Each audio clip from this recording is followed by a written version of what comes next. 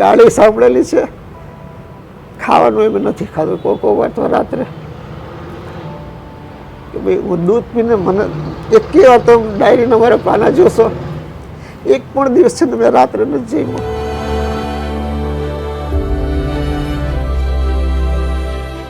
તકલીફ એવી હતી સાહેબ, મારી દીકરી 2 મહિનાની અમને રજા મળે એટલે ઘરમાં મારી દીકરી કે આ ભાઈ કોણ આવ્યા છે, દેટ કાઇન્ડ ઓફ થિંગ કે મારી દીકરી પણ મને નહોતી ઓળખતી.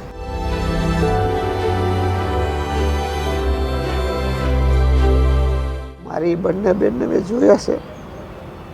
આજની તારીખે જો મને યાદ આવે છે ને સાહેબ, આ ઉંમરે પણ મને છે ને હું પોતાને રોકી નથી શકતો કે એક બેન અંધારામાં અંદરના રૂમમાં બેઠી રહી, જ્યારે બધું કમ્પ્લીટ થઈ જાય કે હું આવું તો જ બહાર આવે, ને તો એ બહાર ન આવે. કા મમ્મીનો જે ઘાઘરો હોય ને એ ઘાઘરો લે, ઉપર મારો શર્ટ પહેરે.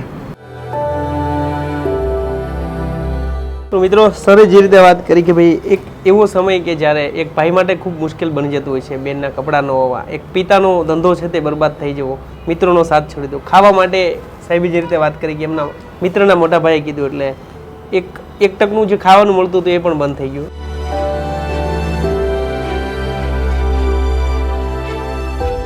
ખુદને ખબર છે આપણે નિર્દોષ છે, છતાં પણ કોઈનું સાંભળવું કેટલું કઠિન બની જતું હોય છે. સાહેબ આજની તારીખે હું છે ને દિલનો માણસ છું. મને છે ને અહીંયા બહુ જલ્દી લાગી આવે કોઈ પણ કાંઈ. કેટલા યુવાનો મેં પણ મારી આસપાસ જોયા છે કે ભાઈ ગામડેથી આવતો હોય, એક મિડલ ક્લાસ બેકગ્રાઉન્ડમાંથી શહેરમાં અભ્યાસ માટે આવતા હોય, એજ્યુકેશન માટે આવતા હોય, એ યુવાનો 16-17 વર્ષનો યુવાન અહીંયા સિગારેટ ફૂંકતો હોય, એનો બાપ ખેતી કરતો હોય. આવા યુવાનો વ્યસનથી દૂર જાય. શું કામ સિગરેટ અને આઈ મીન કે આવા જાતના વ્યસન ઉપર પડો છો કે જિંદગી બરબાદ જ કરે છે. આખું પંજાબ બરબાદ થઈ ગયું સાહેબ, ડ્રગ્સના રવાડે ચડીને પંજાબ આખું બરબાદ થઈ ગયું. વાત ગુજરાતીમાં આજે આપણે એ વ્યક્તિની વાત કરવી છે જેને સંઘર્ષના તોફાની દરિયા વચ્ચેથી સફળતાની નાવ પાર કરી છે. એ વ્યક્તિ કે જે એક સમયે લાખો રૂપિયા કમાતા, પરંતુ પરિસ્થિતિનું નિર્માણ એવું થયું કે એ જ વ્યક્તિ એક સમયે રોડ ઉપર આવી ગયા. પરિસ્થિતિ એ હદે બગડી કે ઘરે બહેન પાસે કપડાં પહેરવા નહીં અને ખાવાના પણ ફાંફા હતા. અંતે આ વ્યક્તિએ દેશ છોડી દીધો અને પરદેશ ગયા અને 10 વર્ષથી વધુ સમય સુધી તેઓ પત્ની અને દીકરીથી દૂર રહ્યા. જોકે 8 વખત નિષ્ફળતા મેળવવા છતાં આ વ્યક્તિએ ક્યારેય હિંમત ના હારી અને આજે એ જ વ્યક્તિ સફળતાના શિખરો પર છે. આ વ્યક્તિ બીજા કોઈ નહીં પરંતુ DRSના ઓનર ધર્મેશભાઈ સોની છે. તો આવું મળીએ ધર્મેશભાઈ સોનીને અને વાત કરીએ તેમની સંઘર્ષભરી જીવન સફરની વાત ગુજરાતી પર. તો જેની કહાની, જેની વાત આપણા દરેક લોકો માટે પ્રેરણારૂપ છે તેવા DRSથી જેને દુનિયા ઓળખે છે તેવા ધર્મેશભાઈ સોની આપની સાથે જોડાયા છે. સર, સ્વાગત છે આપનું. ખૂબ ખૂબ આભાર. સર, આજે આપણે એટલા માટે મળવાનું થયું છે, તમારી જે વાત છે, તમારું જે સંઘર્ષ છે, કદાચ આજના યુવાનો કદાચ આ સંઘર્ષ નથી કરી શકે તેમ, કદાચ કરી શકે છે તો ક્યાંક ને ક્યાંક નાસી પાસ થઈ જાય છે. તમારી જે વાત છે કદાચ મારા જેવા બહારની દુનિયામાંથી કોઈ પણ એવા લાખો યુવાનો હશે, લાખો લોકો હશે જેના માટે પ્રેરણારૂપ છે. કેવી રીતે સર શરૂઆત થઈ હતી અને કેટલા એ જે જૂના દિવસો છે, કેટલા સંઘર્ષમય દિવસો હતા? હવે આમ જોવા જઈએ તો ખરેખર હું એમ કહી શકું કે મેં બહુ સંઘર્ષમય જિંદગી જીવી છે. તમને મારી વાત એક ચાલુ કરું તો આમ જોવા જાય તો રાજકોટમાં જો તમને હું વાત કરું તો મેં 1992માં આવ્યો હતો. ત્યારે હર્ષદ મહેતાનો સ્કેમ બસ અણી ઉપર હતો કે થતો થશે. ત્યારે મારું શેર બજારમાં બહુ સારું કામ હતું, એટલે હું જમશેદપુરથી મુંબઈ આવ્યો અને મુંબઈથી પછી મને એમ થયું કે રાજકોટ વધારે કામ સારું મળશે, એટલે હું મુંબઈ કે વધારે રિલેટિવ્સ બધા મારા મુંબઈ વધારે છે એટલે હું મુંબઈ આવ્યો. પણ બરાબર મુંબઈથી રાજકોટ આવ્યો ને રાજકોટમાં હજી 1-2 મહિના કામ કર્યું ને તો હર્ષદ મહેતાનો સ્કેમ ચાલુ થઈ ગયો. એટલે એના કારણે આખો બિઝનેસ જ છે ને શેરબજારનો ખરાબ થઈ ગયો. એટલે વરી મારે જે છે ને સ્ટ્રગલિંગ પીરિયડ તો વરી શરૂ થઈ ગયો કે અજાણ્યા બીજા શહેરમાં તો આવી ગયો અને પૈસા કાંઈ રહે નહીં, કાંઈ કામ હતું જ નહીં કરીને. પણ છતાંય સગા સંબંધીઓ બધા ઘણા બધા હતા એટલે કંઈક ને કંઈક રહેવા કરવાનો બીજી રીતે સપોર્ટ મળતો ગયો. પણ આરામથી રહી શકું એટલું કે હાથ લાંબા કરવાનો વાંધો ન આવ્યો. પણ અમુક રિલેટિવ હતા એને ઘરે રહ્યો ચાલુ થયું. પણ 93-94માં વળી કામ મારું બહુ સારું ચાલવા લાગ્યું. તો સારું એટલું સરસ ચાલવા લાગ્યું કે હું રોજના ત્યારે 4-5 હજાર કમાતો એ સમયે 92-93ની વાત કરું. એટલે બારે કંઈક વસ્તુ લેવા જાઉં ને તો ટી શર્ટની જ વાત કરું તો એક સાથે તો 5 કલર દેખાડ તો હું 5 કલરના ટી શર્ટ લઈ લેતો. ત્યારે પૈસાની બહુ એવું મહત્તા નહોતું, પણ એ જાતનો મારો ખર્ચો એવો થઈ ગયો હતો ને હું કામ કરતો હતો કરીને. પણ અનફોર્ચ્યુનેટલી 95માં જ કંઈક એવી ઇવેન્ટ બની કે વળી હું છે ને એક ઝીરોમાં આવી ગયો. અને મારી પરિસ્થિતિ એવી થઈ ગઈ કે રાજકોટમાં જે હું રોજના 5000 કમાતો હતો, તો મારે અહીંયા ગોંડલ રોડ ઉપર છે ને એક જલારામ જયરાજ પેટ્રોલ પંપ હતું. તો ત્યાં હું એક રેફરન્સથી ત્યાં પેટ્રોલ પંપમાં પેટ્રોલ ફિલરની સર્વિસ મેં ચાલુ કરી. સાહેબ ત્યારે હું મહિનાના મને એ લોકોએ 500-800 રૂપિયા મને આપતા હતા. સર, તમે વાત કરી એક દિવસના 5000 અને એક મહિનાના 500 રૂપિયા. હાજી. એ કેટલું અશક્ય, કારણ કે અશક્ય એટલા માટે કે જે એક સ્વાભાવિક છે કે એક રૂટીન બની ગયું 5000 કમાવા એટલે આપણે મહિનાના જોવા જઈએ તો 2.5 લાખ જેવી રકમ થાય. એની જગ્યાએ તમે જે રીતે કીધું ટી શર્ટ, કદાચ ટી શર્ટની કિંમતનું પણ તમને રકમ નહોતી મળતી. તો કેટલું સંઘર્ષમય હતું. એટલે તમને એમ કહું કે હું સવારે સ્ટોક ફિલરની નોકરી હોય ને એટલે હું સવારના 6 વાગે ત્યાં વહી જતો હતો મારા ઘરેથી, કે મને કોઈ જોવે નહીં કે હું શું કામ કરવા જાઉં છું. રાત્રે 9:30-10 વાગે જે છેલ્લી શિફ્ટ હોય ને એ હું કરીને ઘરે આવતો. એમ કહો ને કે હું રાત્રે ખાલી ઘરે સૂવા જ આવતો. રીઝન એક એ હતું કે કોઈને ખબર ન પડી જોઈએ કે હું શું કામ કરું છું. બહુ મને તકલીફ થતી હતી એના કારણે, બીજું કોઈ કારણ નહોતું. અને એ પેટ્રોલ ફિલરની એટલે પછી શું છે કે સામાજિક દરજ્જા પ્રમાણે પણ આપણને બધા એમ કે હવે તું નાનો થઈ ગયો ને આવ થઈ ગયો, જે આ પરિસ્થિતિ એટલે થોડીક શરમ પણ આવતી હતી કે એ રીતને થોડોક છોભે થતો હતો કે ભાઈ આપણે ખોટું કાંઈ કર્યું કે ન થયું કે શું થયું કોઈ કારણસર. તો આ મને બહુ તકલીફ થતી. બીજું લેણિયાત ઘણા બધા થઈ ગયા હતા. બીજું રીઝન એ હતું કે ભાઈ લેણિયાત મારી સાથે આવે તો મારે બાજવાનું ન થાય, પણ ઘરે નથી એટલે એ લોકો નીકળી જાય. પણ આ પરિસ્થિતિ 1-2-3 મહિના મેં સારું કામ કર્યું. તો અમારા ઓનર ત્યારે જયરાજ પેટ્રોલના કમલેશભાઈ હતા. તો એણે મને એકવાર બોલાવીને મને એમ કીધું કે એક્ઝેક્ટલી શું છે, શું કાંઈક મને તમારું કંઈક તકલીફવાળું લાગે છે. એટલે મેં એને માંડીને વાત કરેલી. તો એણે મને કીધું એક કામ કરો કે તમે આપણે જે ઓઇલ જે છે ને, ઓઇલ આખા અત્યારે બેરલ આવતા મોટા મોટા ઓઇલના, કે તમે ઇન્ડસ્ટ્રીમાં બેરલની છે ને ખપત હોય છે ઓઇલની, તો તમે એક કામ કરો, બધા ઇન્ડસ્ટ્રીમાં મારું સ્કૂટર લઈને ફરો, ઓઇલનું બેરલ લઈને આવશો ને ઓર્ડર, એટલે હું તમને એમાં કમિશન આપીશ, એટલે તમારું ઘર કંઈક સારી રીતે ચાલે. એટલે 5-6 મહિના એવી રીતે મેં કામ કર્યું. એટલે એવું થયું કે ખાલી ઘર ચાલવા જેવું થઈ ગયું, બાકી હું કાંઈ કરી ન શકતો. એમાં વળી મારે એક વેલવિશર મને મળ્યા. એણે મને કીધું કે ભાઈ તમારે જો જવું જ હોય તો હું તમને દુબઈ મોકલી શકું, પણ મિનિમમ તમારે 2 વર્ષ તો ત્યાંથી તમે આવી નહીં શકો. જો તમને ઈચ્છા હોય તો મેં કીધું કેટલો પગાર થશે. તો એણે મને જે પગાર કીધો કે ભાઈ ત્યારે હું તમને કહું ને કે 95 મને એણે કીધું કે તમને 2000 દિરહમ મળશે. 2000 દિરહમ એટલે ત્યારે તેને 13-14 રૂપિયાનો ભાવ ચાલતો હતો. એટલે મને તો 25-26 હજાર છે તો ઘરનો ખર્ચો 5-7 હજાર, તો 20,000 દેણામાં પણ વહી જશે. 3-4 લાખનું દેણું મારે વર્ષ-1.5 વર્ષમાં પૂરું થઈ જશે, તો હું પાછું આવી જઈશ. પછી વળી અહીંયા હું કંઈક કરીશ. પણ સમવટ જ્યારે હું અહીંયા દુબઈ ગયો, હવે દુબઈ ગયો તો ને જે રેફરન્સમાં એને મળ્યો ને, પછી મને ખબર પડે કે હું જેના ઘરે રહેતો હતો ને રાજકોટમાં, જેનો ફ્લેટ ભાડે લેતો હતો, એ ભાઈને ત્યાં જ્વેલરી શોરૂમમાં હું ગયો એઝ અ એકાઉન્ટન્ટ તરીકે. બરાબર છે. હવે એ ભાઈ એટલે બહુ ગુસ્સાવાળા વ્યક્તિ, દિલથી બહુ સારા, પણ એટલો બધો ગુસ્સો કે ના કે આમ જરાક વાત થાય ને તો એ કાંઈ પણ એકદમ છેલ્લી લાઈન સુધી પહોંચી જાય એવા. એટલે હું ગયો ને તો મને 6-7 મહિના સુધી તો બહુ જ ગુસ્સા થયા. અમારા સાથે રોજ એની સાથે માથાકૂટ થાય, રોજ એની સાથે ઝઘડો થાય. પછી કહું કેમ કે મેં એના ફ્લેટનું ભાડું ચૂક્યું પણ નહોતું. એના જ ફ્લેટનો મેં રહેતો હતો ને 1 વર્ષથી ભાડું નહોતું ચૂક્યું. રાઈટ. એટલે એ મને બહુ ગુસ્સે પણ કરતા અને મારા પૈસા ને એવું બધું ઘણું થતું. 2,000 દિરહમની નોકરીની સવાલ વાત કરી હતી, તો મને દેતા હતા 1,000 દિરહમ. વાત થઈ હતી એના કરતા અડધા થયા કે ભાઈ તારું કામ નથી, તને બરોબર નથી આવડતું. એટલે મેં કીધું તો પછી નેક્સ્ટ દિવાળી આવી એટલે મેં કીધું ભાઈ કામ કરો કે તો મને મૂકી દો, તમને હવે નથી કરવું. તો કે નેક્સ્ટ પહેલાં મારા વિઝાના ને આવવા જવાના પૈસા ચૂકવી દો, પછી તમે વયા જાઓ. એટલે મેં કીધું ઠીક છે, હું એવી રીતે કરું, તમારે કેમ એ કરીને હું ચૂકવી દઉં. એટલે વળી હું એમાંથી પણ પૈસા કપાવા લાગ્યો કે ભાઈ મારા આખું વર્ષ. પછી જ્યારે પહેલી દિવાળી આવી ત્યારે સરપ્રાઇઝિંગલી એને મને અંદર બોલાવ્યો.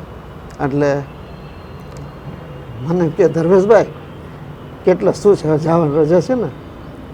એટલે મેં કીધું હા હવે મારે જવું છે, તમારા પૈસા થઈ ગયા, મારા મહિનાના પૈસા દઈ દો, હું જાઉં. એટલે કે તારા કેટલો આપણે નક્કી કર્યું હતું? એટલે મેં કીધું 2000 કર્યા હતા, પણ હવે તમે 1000 આપો છો તો મને 1000 પ્રમાણે આપી દો. તો કે 8 મહિનાના 1000 દિરહમ મેં રાખી દીધા હતા, એટલે એણે મને 8000 દિરહમ દઈ દીધા. પછી કે હવે મેં તો બસ, તો હવે હું આમાંથી તમે તમારા કાપી લ્યો, બાકી તો હું શું કરું? એટલે એણે પોતાનો જે જૂનો હિસાબ હતો ને એ બુક એને ફાડી દીધી મારી સામે કાઢીને, કે આ હિસાબ તમારો પૂરો. હવે મેં કીધું બસ, તો હવે તમે કહો તો હું રહું, બાકી મારે તો. એટલે કે તને બોનસની વાત કરી હતી ને? હા, બોનસ 1 વર્ષનું હતું. એટલે વળી એણે મને 2000ની સેલેરી ને 2000 બોનસ કરીને 4000 બીજા આપ્યા. એટલે એ દિવસે એણે મને ટોટલ ખુશ થઈને 15000 દિરહમ મને આપ્યા. એ આપ્યા ને એટલે મને કે સૌથી પહેલાં તું જા ચેક કઢાવ, ડ્રાફ્ટ કાઢીને તારે એકાઉન્ટમાં મોકલી, ઘરે મોકલી દે, પછી તો આવીને મારી સાથે વાત કર. એટલે કહેવાનો મતલબ એ કે ભાઈને છે ને હું એને બીજી રીતે વિચારું છું કે એણે એમ સમજ્યું કે જો આ 1000 દિરહમ હું એને અત્યારે દઈ દઈશ ને તો કદાચ એના વેડફી નાખશે કે બારે તકલીફ થશે. તો એણે છે ને એઝ અ ગુડ જેસ્ચર એને પોતાની પાસે એને જમા રાખ્યા. એણે પોતાની પાસે જમા રાખ્યા કે ચાલો હું એને દઈ દઈશ ને તો એ વેડફી નાખશે કે કોઈને દઈ દેશે, એક મોટી રકમ થશે ને તો એને કાંઈક કામ આવશે. સાહેબ એ દિવસ અને આ દિવસ તાત્કાલિક મેં નાનું મોટું દેણું ત્યારે પૂરું કર્યું. મારા ઘરમાં અહીંયા જમશેદપુરમાં રાજકોટમાં બધા થોડાક સારું એ લાગ્યું બધાને કે એક સાથે આવા પૈસા આવ્યા છે, તો નાના મોટા દેણા ચૂકવા. અને ના મેં કીધું હવે હું દર મહિને તમને થોડાક વધારે પૈસા મોકલીશ. પછી મને સેલેરી પણ એ લોકોએ સહેજ વધારી દીધી. અને પછી તો એને ખબર તો પડી ગઈ કે ધર્મેશભાઈ છે ને એક સારા વ્યક્તિ છે, પ્રામાણિક છે, કામ કરતા. એટલે મેં એને આઈડિયા તો આવી ગયો કે ભાઈ આણે જે બધું કર્યું છે ને, જે કંઈ પણ એને પૈસા નહોતા પણ ધંધો નહોતો ચાલ્યો, તો એને કોઈ બહાના નહોતા બનાવ્યા, ખરેખર એક જેન્યુઅન વ્યક્તિ છે કરીને. પછી તો એણે પોતાનો કમ્પ્લીટ જેટલા પણ કોન્ફિડેન્શિયલ રિપોર્ટ હોય કે કોન્ફિડેન્શિયલ એના કોઈ વસ્તુ હોય, એ પરિવારની હોય કે ધંધાની હોય, બધું મારી સામે ઓપન કરી દીધું કે આ બધું હવે તારે એક એઝ એ એકાઉન્ટન્ટ અને બધી વસ્તુ છે ને આ ઓફિસ તારે જ હેન્ડલ કરવાની છે, હું કાંઈ ઇન્ટરફિયર કરીશ નહીં. See the thing. 6 મહિના અમે રોજ બાસતા, ગાળું દેવામાં ને લેવામાં એને કાંઈ બાકી નહોતું રાખ્યું. ક્રોધ એવો કે રોજ અમારા ઝઘડા ન થાય ને તો સ્ટાફને એમ થાય કે આજે ઝઘડો કેમ નથી થયો કરીને, દેટ કાઇન્ડ ઓફ થિંગ. અને એ જ વસ્તુ કેવી ટ્રાન્સફોર્મ થઈ, ખાલી અને ખાલી મહેનત, નીતિમત્તા અને પ્રામાણિકતા. એ તમે પ્રૂફ ક્યાંય પણ કરી દો ને તો કોઈના દિલમાં રામ તો વસે જ, બધાના બિલકુલ દિલમાં રામ હોય જ. તમારે એને ખાલી જગાડવાની જ વાત આવે. તો એને પણ બધું કર્યું. પછી તો એને બધાનું ઇન્વેસ્ટમેન્ટ બધું હતું, બધું મારે જ જોવાનું વારો આવ્યો.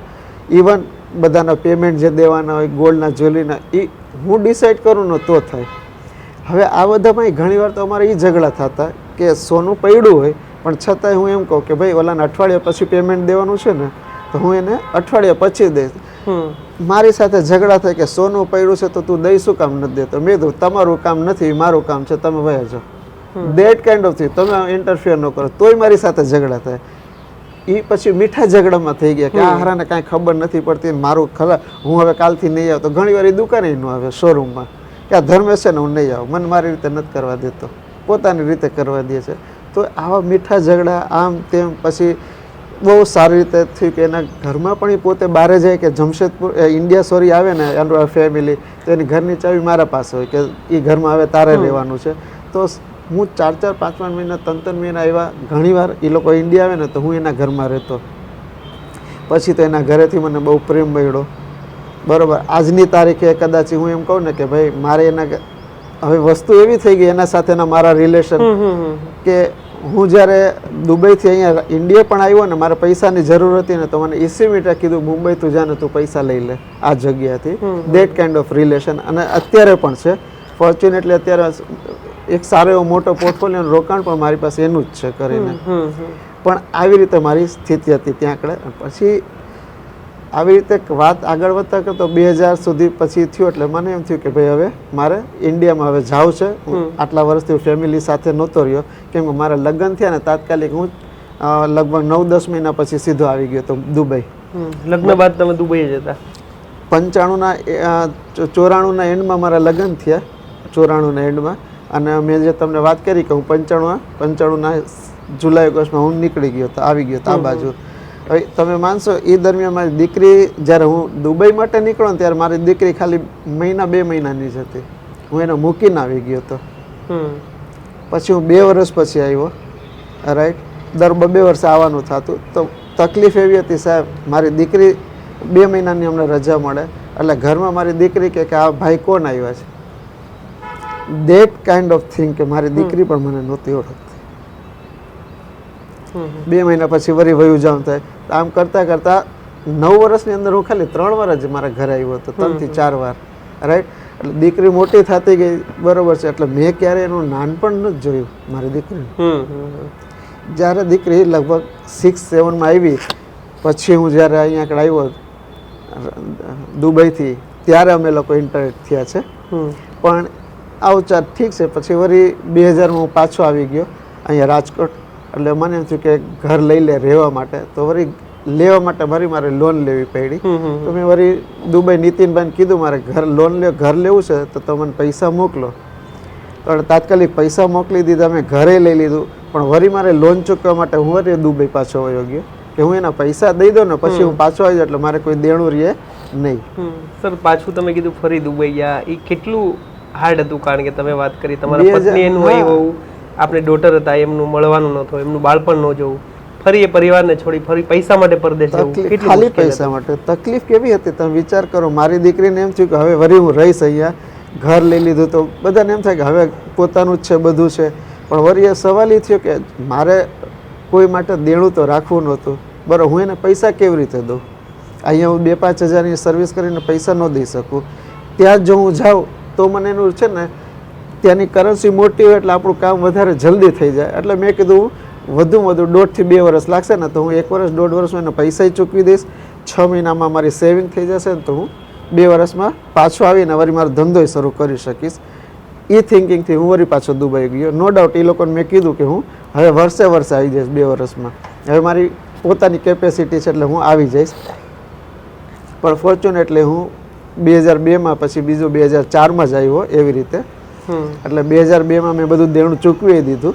પણ પછી વળી ત્યાંથી જ મેં ફોન કરી દીધો કે હું હવે 1.5 વર્ષ માટે રહું છું કે પૈસા મોટા ભેગા કરી લઉં ને તો હું આવીશ કરીને. પણ આ બધા દરમિયાન જ્યારે હું મારા નીતિનભાઈને વાત કરું કે હવે હું જાઉં છું દુબઈ મૂકીને, તો કે તું ન જા. જેટલા જણ ગયા છે ને ઇન્ડિયા એ બધા છે ને પાછા આવ્યા છે. ત્યાં એ લોકોને કામ મળતી નથી, કેમ કે ટેવાઈ ગયા હોય પછી કામ ન થાય. એટલે મેં મારે તો જાવું છે. એટલે 2004માં શરૂઆતમાં મેં કીધું હવે હું જઈશ. એટલે મેં મારા પૈસા અમુક ભેગા કર્યા, લગભગ 5.5 લાખ રૂપિયા જેવો હશે. 2004ની વાત કરું છું, માર્ચની જ વાત કરું છું, ટુ બી પ્રિસાઇઝ માર્ચ એપ્રિલની વાત કરું છું. એટલે 2004માં ત્યાં વિઝા કેન્સલ કરવા માટે ગયો હતો. પરમાનન્ટ વિઝા છે ને એ લોકો કેન્સલનો સિક્કો મારે કે ભાઈ હવે મારે આવું નથી કરીને વર્કિંગ વિઝાની કેન્સલેશન મળે. એટલે વેરી ફોર્ચ્યુનેટલી જે વિઝા કેન્સલના જે આરબ હોય ને એ અમારામાં પાર્ટનર હતો. અમારા શોરૂમમાં જે આરબમાં છે ને દરેક જણ શોરૂમમાં એક જણ પાર્ટનર હોય જ. તો એ જણ જે છે ને એ વિઝાના ડિપાર્ટમેન્ટમાં જ હતો. એટલે એ કે ધર્મેશ હવે હું વિઝા કેન્સલ કરું છું એની ભાષામાં બોલો, પછી તો અહીં આવી નહીં શક, હજી વિચારી લે. માર કીધું મેં આમ જ કરી, મેં જ ઠપકો માર્યો, ખાલાસ રોહ, હવે તું જા, હવે તો અહીંયા રહી નહીં શકે કે તે ખોટું કર્યું. મેં કીધું ના, મેં જે કર્યું સાચું કર્યું, મને ઇન્ડિયા ઉપર ભરોસો, હવે હું કાંઈક કરી લઈશ, મારી પાસે હવે છે કરીને. તો એ પણ બિચારો બહુ દુઃખી થયો કે તું સારો એક માણસો ન કરવું જોઈતું તું આવી રીતે તાર, તું ભલે ને 6 મહિના જા પાછો હાથમાં, કેન્સલ શું કામ કરાવી? મેં કીધું એક દરવાજો પરમાનન્ટલી બંધ કરી દઉં ને તો બીજો દરવાજો ખોલવામાં આપણને તકલીફ નહીં પડે. ઓલો ખુલ્લો દરવાજો હોય ને તો આપણા પાસે ઓપ્શન હંમેશા પડ્યું હોય. એટલે આપણે અહીંયા પૂરું આપણે 100% ન દઈ શકીએ. રાઈટ, 2004માં આવ્યો, મેં પૈસા ભેગા કરેલા હતા. હવે નસીબ જોગ એવું થઈ ગયું કે પૈસા મેં ભેગા કરેલા હતા એ ઘણા જણને ખબર પડી ગઈ. રાઈટ, અહીંયા આવ્યા ને તો સમવટ એવા બધા પૈસા લેવા માટે દોડી ગયા કે મારા બધા પૈસા વળી ઝીરો થઈ ગયા. મારા પપ્પાને મારા ઘરમાં કોઈને નથી ખબર પડી કે આવું બધું થઈ ગયું. એટલે હું 2 મહિના જે છે રોજ બહાર જાઉં, કામ ગોતું. એટલે પપ્પા કે તું પૈસા લઈને આવ્યો છો, તું કહેતો તો બિઝનેસ શરૂ કરીશ તો તું કાંઈ કરતો નથી ને 2 મહિના વયા ગયા કરીને. પછી મેં માંડીને વાત કરી કે આવું બધું થઈ ગયું છે ને હું સર્વિસ ગોતવા જાઉં છું. તો 2 મહિનામાં હું 2-3 જગ્યાએ અલગ અલગ જગ્યાએ સર્વિસ ગોતવા પણ ગયો. હવે શેરબજારનું કામ કરેલું એટલે હું 2-4 શેરબજારની મોટી ઓફિસે પણ ગયો. અત્યારે એનું નામ પણ છે. તો એ લોકો કે ધર્મેશભાઈ કે હવે તમારી 43 વર્ષની ઉંમર છે, હવે શેરબજારમાં બધું જે છે ને કમ્પ્યુટરથી ચાલે છે, સોદા કમ્પ્યુટરથી થાય છે. તમે હતા ને હર્ષદ મહેતા ત્યાં ફોનથી કરતા, એ એરા વયો ગયો, તમારું કામ નથી, તમે જાઓ. 2-4 રિજેક્શન એવા મળ્યા.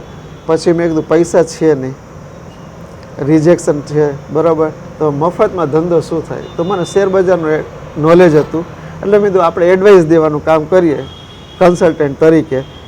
સીધો હું મ્યુચ્યુઅલ ફંડની ઓફિસે ગયો કે ભાઈ આ એક જ એવો ઉપાય છે કે હું મારું કંઈ કામ કરી શકું. તો હું મ્યુચ્યુઅલ ફંડની ઓફિસે ગયો ને તો વળી ત્યાં એ લોકોએ શું કીધું કે તમે મને કેટલો દર મહિને આપી શકશો કામ? એટલે મેં કીધું હું નવો છું, હજી તો મારા શરૂઆત છે, હું કાંઈ ગેરંટી ન દઈ શકું, પણ મારે પૂરા એફોર્ટ દઈશ, મારા માટે મરો યા કરો વાળી જીવ. તો કે ના, તમે દર મહિને જો 25 લાખનું કમિટમેન્ટ કરો ને તો હું તમને મારા કંપનીમાં એનરોલ કરું, અદરવાઇઝ નહીં. મેં કીધું તો હવે શું કરવાનું? એ ભાઈને જ મેં પૂછ્યું. મારે કહ્યું તો મને કંઈ કામ કરો કે અહીંયા એનજે નામની છે મોટી નેશનલ ડિસ્ટ્રીબ્યુટર કંપની છે ને, તમે ત્યાં જાઓ, ત્યાં તમને એ કામ કરવા દેશે, તમે કરો કે ન કરો એને કાંઈ ફરક નહીં પડે કરીને, તમે એના થ્રુ તમે કામ કરી શકશો. બરાબર, એનજેની ઓફિસે ગયો, બરાબર. તો એનજેની ઓફિસ કે અમારા માટે એનરોલ કરવા માટે છે ને તમારે 2,500 રૂપિયા દેવા પડશે. હવે મારા પાસે એ વખતે ઓગસ્ટની વાત કરું છું, નાગરિક વીમા છેલ્લા 2800 રૂપિયા હતા, એમાંથી વરી મેં 2500 રૂપિયાનો એને ચેક દઈ દીધો. ખાલી એનરોલ એ સિવાય મારી પાસે કોઈ હતું નહીં, એટલે મેં દઈ તો દીધા. એટલે બીજે જ દિવસે છે ને મને બરોબર ખ્યાલ છે ત્યારે રિલાયન્સ ફાર્માનો ઇસ્યુ આવ્યો હતો, NFO, બરાબર, ત્યારની આ વાત છે. એ રિલાયન્સ ફાર્માનો આવ્યો ને મને કીધું કે જો તમે આમાં સારું કામ કરશો ને તો તમને આમાં પૈસા સારા મળશે કરીને, કે 2% કમિશન છે. એટલે મેં તમે 10 લાખ રૂપિયા લેશો ને તો તમને 25,000 મળશે. એટલે કીધું ઓ 25,000, બહુ દોડાદોડ કરી. જેના થ્રુ હું દુબઈ ગયો તો શશીભાઈ કરીને છે, શશીભાઈ, એ આ નીતિનભાઈના કઝિન જ થાય. એટલે મેં એને વાત કરી તો કે ચાલ તું મારા તરફથી 5 લાખ રૂપિયા મારા ઇન્વેસ્ટ કરી દે, હું બીજી જગ્યાએ કરું પણ હું આ વખતે તારા તરફથી કરું. તેવી રીતે કરતાં કરતાં મેં એ ફોર્મમાં મને લાગે છે મેં 10 લાખ રૂપિયાનું ત્યારે એ કલેક્શન કર્યું પણ હતું. પહેલા પૈસા મને એમ કે આવતા મહિના તો મારા પૈસા આવશે. ત્યાં એ લોકોએ વળી એક નવું પેલું કાઢ્યું રૂલ કે તમે એમફીની એક્ઝામ પાસ કરો ને તો જ અમે તમને આ પૈસા દઈએ. એ પહેલાં અમે આ બ્રોકરેજ તમને દઈ ન શકીએ. વળી એમફીની એક્ઝામ તાત્કાલિક દીધી જે નિયરેસ્ટ આવતી હતી. તો એમ કરતાં એમફીની એક્ઝામ દીધી, એનું રિઝલ્ટ આવ્યું, પછી બધું પાસ થયું. કરતાં મારી આ દિવાળી આવી ગઈ.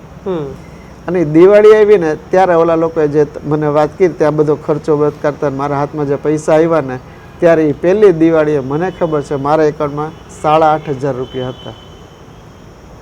મને એમ કે 20-25 હજાર મળશે, પણ આ બધા ખર્ચા દેતા મારી પહેલી દિવાળીએ 8,500 રૂપિયા પહેલી દિવાળી હતા. એ 42 યર્સ મને ખ્યાલ છે 48-42 હજાર હતા. પણ પછી મને એ દિવાળીમાં હતા, પણ મેં આ પછી જે કામ કરેલું હતું તો એમાં મને એ લોકોએ ગણતરી કરીને આપી કે હવે તમારો દર મહિને છે ને, કેમ કે મ્યુચ્યુઅલ ફંડમાં SIP તરીકે ઇન્વેસ્ટમેન્ટ, એટલે હું રોજે રોજ કોકનું SIPનું કામ, કોકની ગાડી માગી લે. તો મારા મિત્ર જે છે અહીંયા ગૌતમભાઈ કરીને છે, એણે મને બહુ શરૂઆતથી સપોર્ટ આપેલો હતો. 92થી એ મારી સાથે જ હતા, સારો સપોર્ટ આપેલો હતો એણે મને. તો હું એના દુકાને જાઉં, ભાઈ ગૌતમભાઈ તમારું સ્કૂટર આપો ને, મોપેડ આપો ને, સાયકલ આપો ને, તો એ લઈને દોડીને ક્યાંક ને ક્યાંક નાનું કામ મળે. ત્યારે 2,000 ને 5,000નું આવતું ને તોય હું કહેતો ઓ 5,000નું કામ આવ્યું. એવું કામ કરતાં મને કન્ટિન્યુ, મને એમ થયું દિવાળી પછી મારી એમ કહે ને કે ફિક્સ્ડ ઇન્કમ જેવું છે ને એ મારું લગભગ 5-8 હજાર રૂપિયાનું થઈ ગયું. મિત્રો બહુ આપણે વાત કરીએ તો પણ રૂવાટા કંપા ઊભા થઈ જાય રૂવાટા. કારણ કે જે વ્યક્તિ પોતાનો દેશ છોડી પૈસા માટે પરદેશ જાય રૂપિયા માટે અને પરત ફરે, 1 દાયકા જેટલો સમય ત્યાં પરસેવો પાડે છે, તેમ છતાં આ વ્યક્તિ જ્યારે વતન પરત ફરે છે, પરિવારને છોડી ઘરે જ્યારે પરત ફરે છે ત્યારે ફરી 0-0 થઈ જાય છે. એ વ્યક્તિ જે વિદેશની લાઈફ જીવે છે, ફરી એક સ્કૂટર માટે, બાઇક માટે બીજા પાસે વલખા મારવા પડે, પેટ્રોલ પંપમાં નોકરી કરવી પડે. સર કેટલું એવી કલ્પના કરેલી હતી જ્યારે તમે દુબઈ હતા ત્યારે કે ફરી પાછા એ દિવસો વિતાવવા પડશે? કલ્પના જ નહોતી કરેલી, કેમ કે મારી પાસે જે પૈસા હતા ને એના પછી મારી પાસે જે બિઝનેસ હું તમને દેખાડી શકું છું કે હું જ્યારે 2000 ને 2004ની વચ્ચે મેં વિચાર કર્યું હતું કે હું બિઝનેસ કરીશ, ત્યારે મારી પાસે દુબઈમાં લખેલી ડાયરી છે, ગમે ત્યારે તમારે જોવી છૂટ છે. એ ડાયરીમાં મેં છે ને અમુક 7-8 બિઝનેસ પ્લાન લખેલા હતા, બરાબર છે. હું 100% કહું કે એ ડાયરી અત્યારે તો તમે જૂની ડાયરી ખબર પડી જશે, લખાણે ખબર પડી જશે ને, એ 8 કોન્સેપ્ટ અત્યારે ધૂમ મચાવે છે, અત્યારે ધૂમ મચાવે છે આખા ઓલ ઓવર વર્લ્ડની વાત કરું. એક મેં બનાવેલું હતું કે હું છે ને ફિટનેસ સેન્ટર ખોલું, રાઈટ. તો અત્યારે ગામે ગામ ફિટનેસ સેન્ટર ચાલે છે, જોરદાર ચાલે છે. બીજું મેં વિચાર કર્યો હતો કે હું શાનદાર છે ને બેકરી શોપ ખોલું, રાઈટ. કેમ કે દુબઈમાં બેકરી શોપ બહુ શાનદાર ને મોટી હતી, તો એના કોન્સેપ્ટથી મને થયું આવી બેકરી શોપ ક્યાંય છે નહીં, રાઈટ. એ બેકરી શોપ ખોલવાનો મારો વિચાર હતો. ત્રીજો વિચાર મારો હતો કે ચોકલેટ ફેક્ટરી, ચોકલેટ જેવું એક આખી દુકાન ખાલી ચોકલેટની જ હોય, કે વિવિધ જાતની વર્લ્ડની ચોકલેટો મળતી હોય. હું ચોકલેટ ફાઉન્ટેન ક્રિએટ કરું, ચોકલેટ ફાઉન્ટેન ત્યારે ચાલતા, બરાબર. તો હું ચોકલેટ ફાઉન્ટેન ક્રિએટ કરું. ત્રીજી વસ્તુ ક્લાઉડ કિચનની હતી. મને તો એક એવું કિચન ખોલું અને મારા કિચન થ્રુ જે છે ને બધી મોટી મોટી સ્કૂલના જેટલા છોકરાઓ છે ને, જેને બપોરે ટિફિન લઈ જવાની, સવારે ટિફિન લઈ જાય છે તો બપોરે પછી એને ઠંડુ ખાવું પડે છે, બરોબર, ખાવાનું મળતું નથી. એના કરતાં હું પેકિંગ કરીને પેક્ડ મીલ્સ ફ્રી ત્યારે બધાને સમયસર 12-12 પહોંચાડું, સવારના પોરમાં બધું કરી ફ્રેશ એ રીતે આપવું. એ ક્લાઉડ કિચન. તો તમે સમજી શકો છો, cloud kitchen, chocolate, bakery shop, fitness centre અત્યારે બધા ધૂમ મચાવે છે અને બધા દે આર ઓલ ડુઈંગ વેલ. તમે ગમે ત્યારે મારી આ ચોપડીમાં લખેલું તમે જોઈ શકશો, કોઈ પણ આવે ને ક્યારે પણ મેં લખેલું જ છે.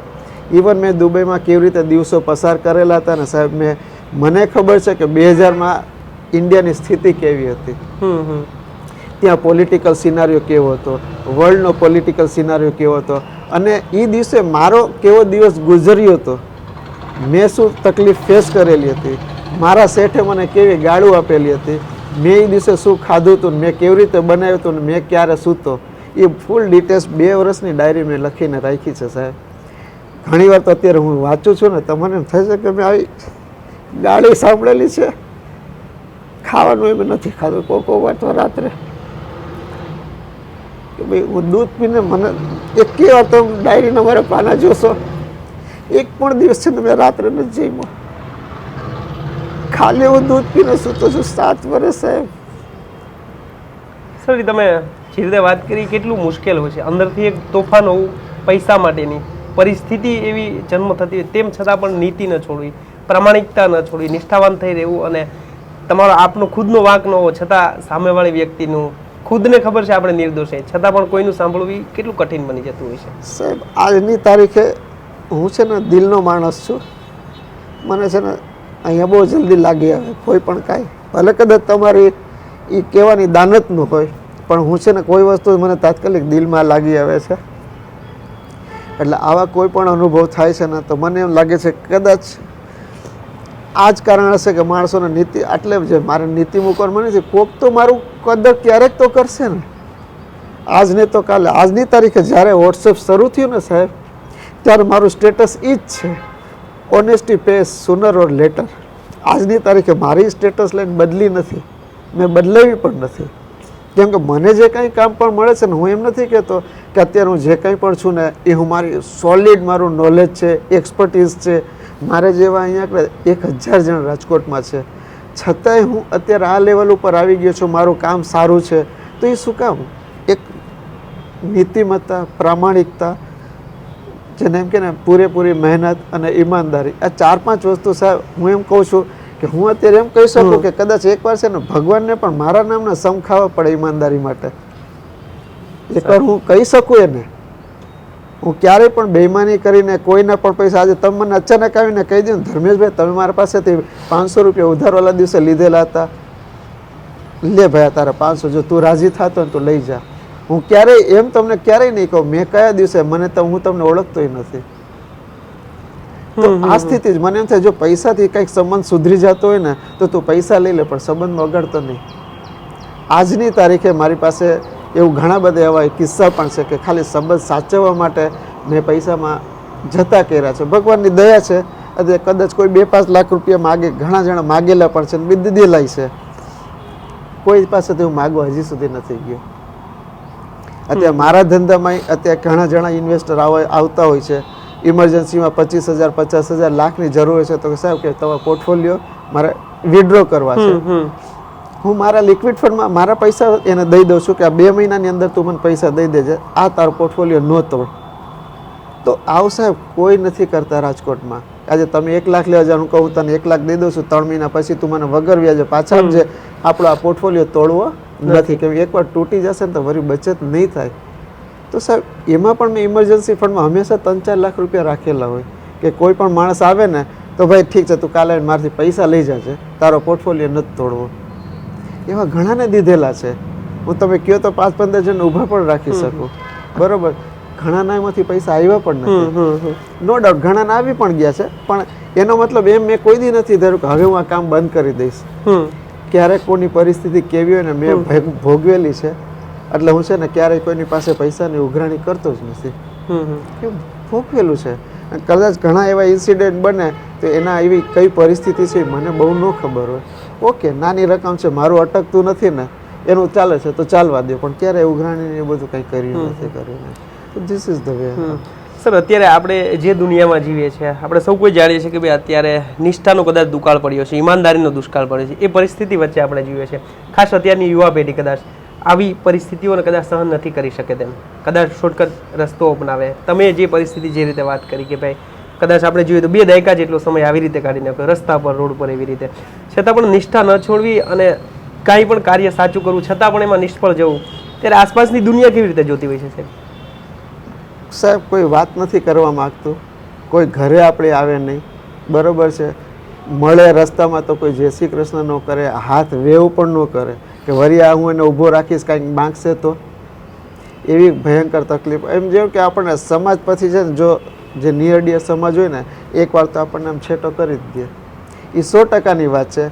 ઘણીવાર આપણને એમ લાગે પૈસો પરમેશ્વર છે, તમે પૈસા કમાઈ લ્યો ને એટલે દુનિયા આપણી મુઠ્ઠીમાં. આ બધું ભોગવ્યા છતાંય હું હજી એમ કહું છું, પૈસો પરમેશ્વર નથી, નથી ને નથી. પૈસાથી કાંઈ નથી થતું સાહેબ.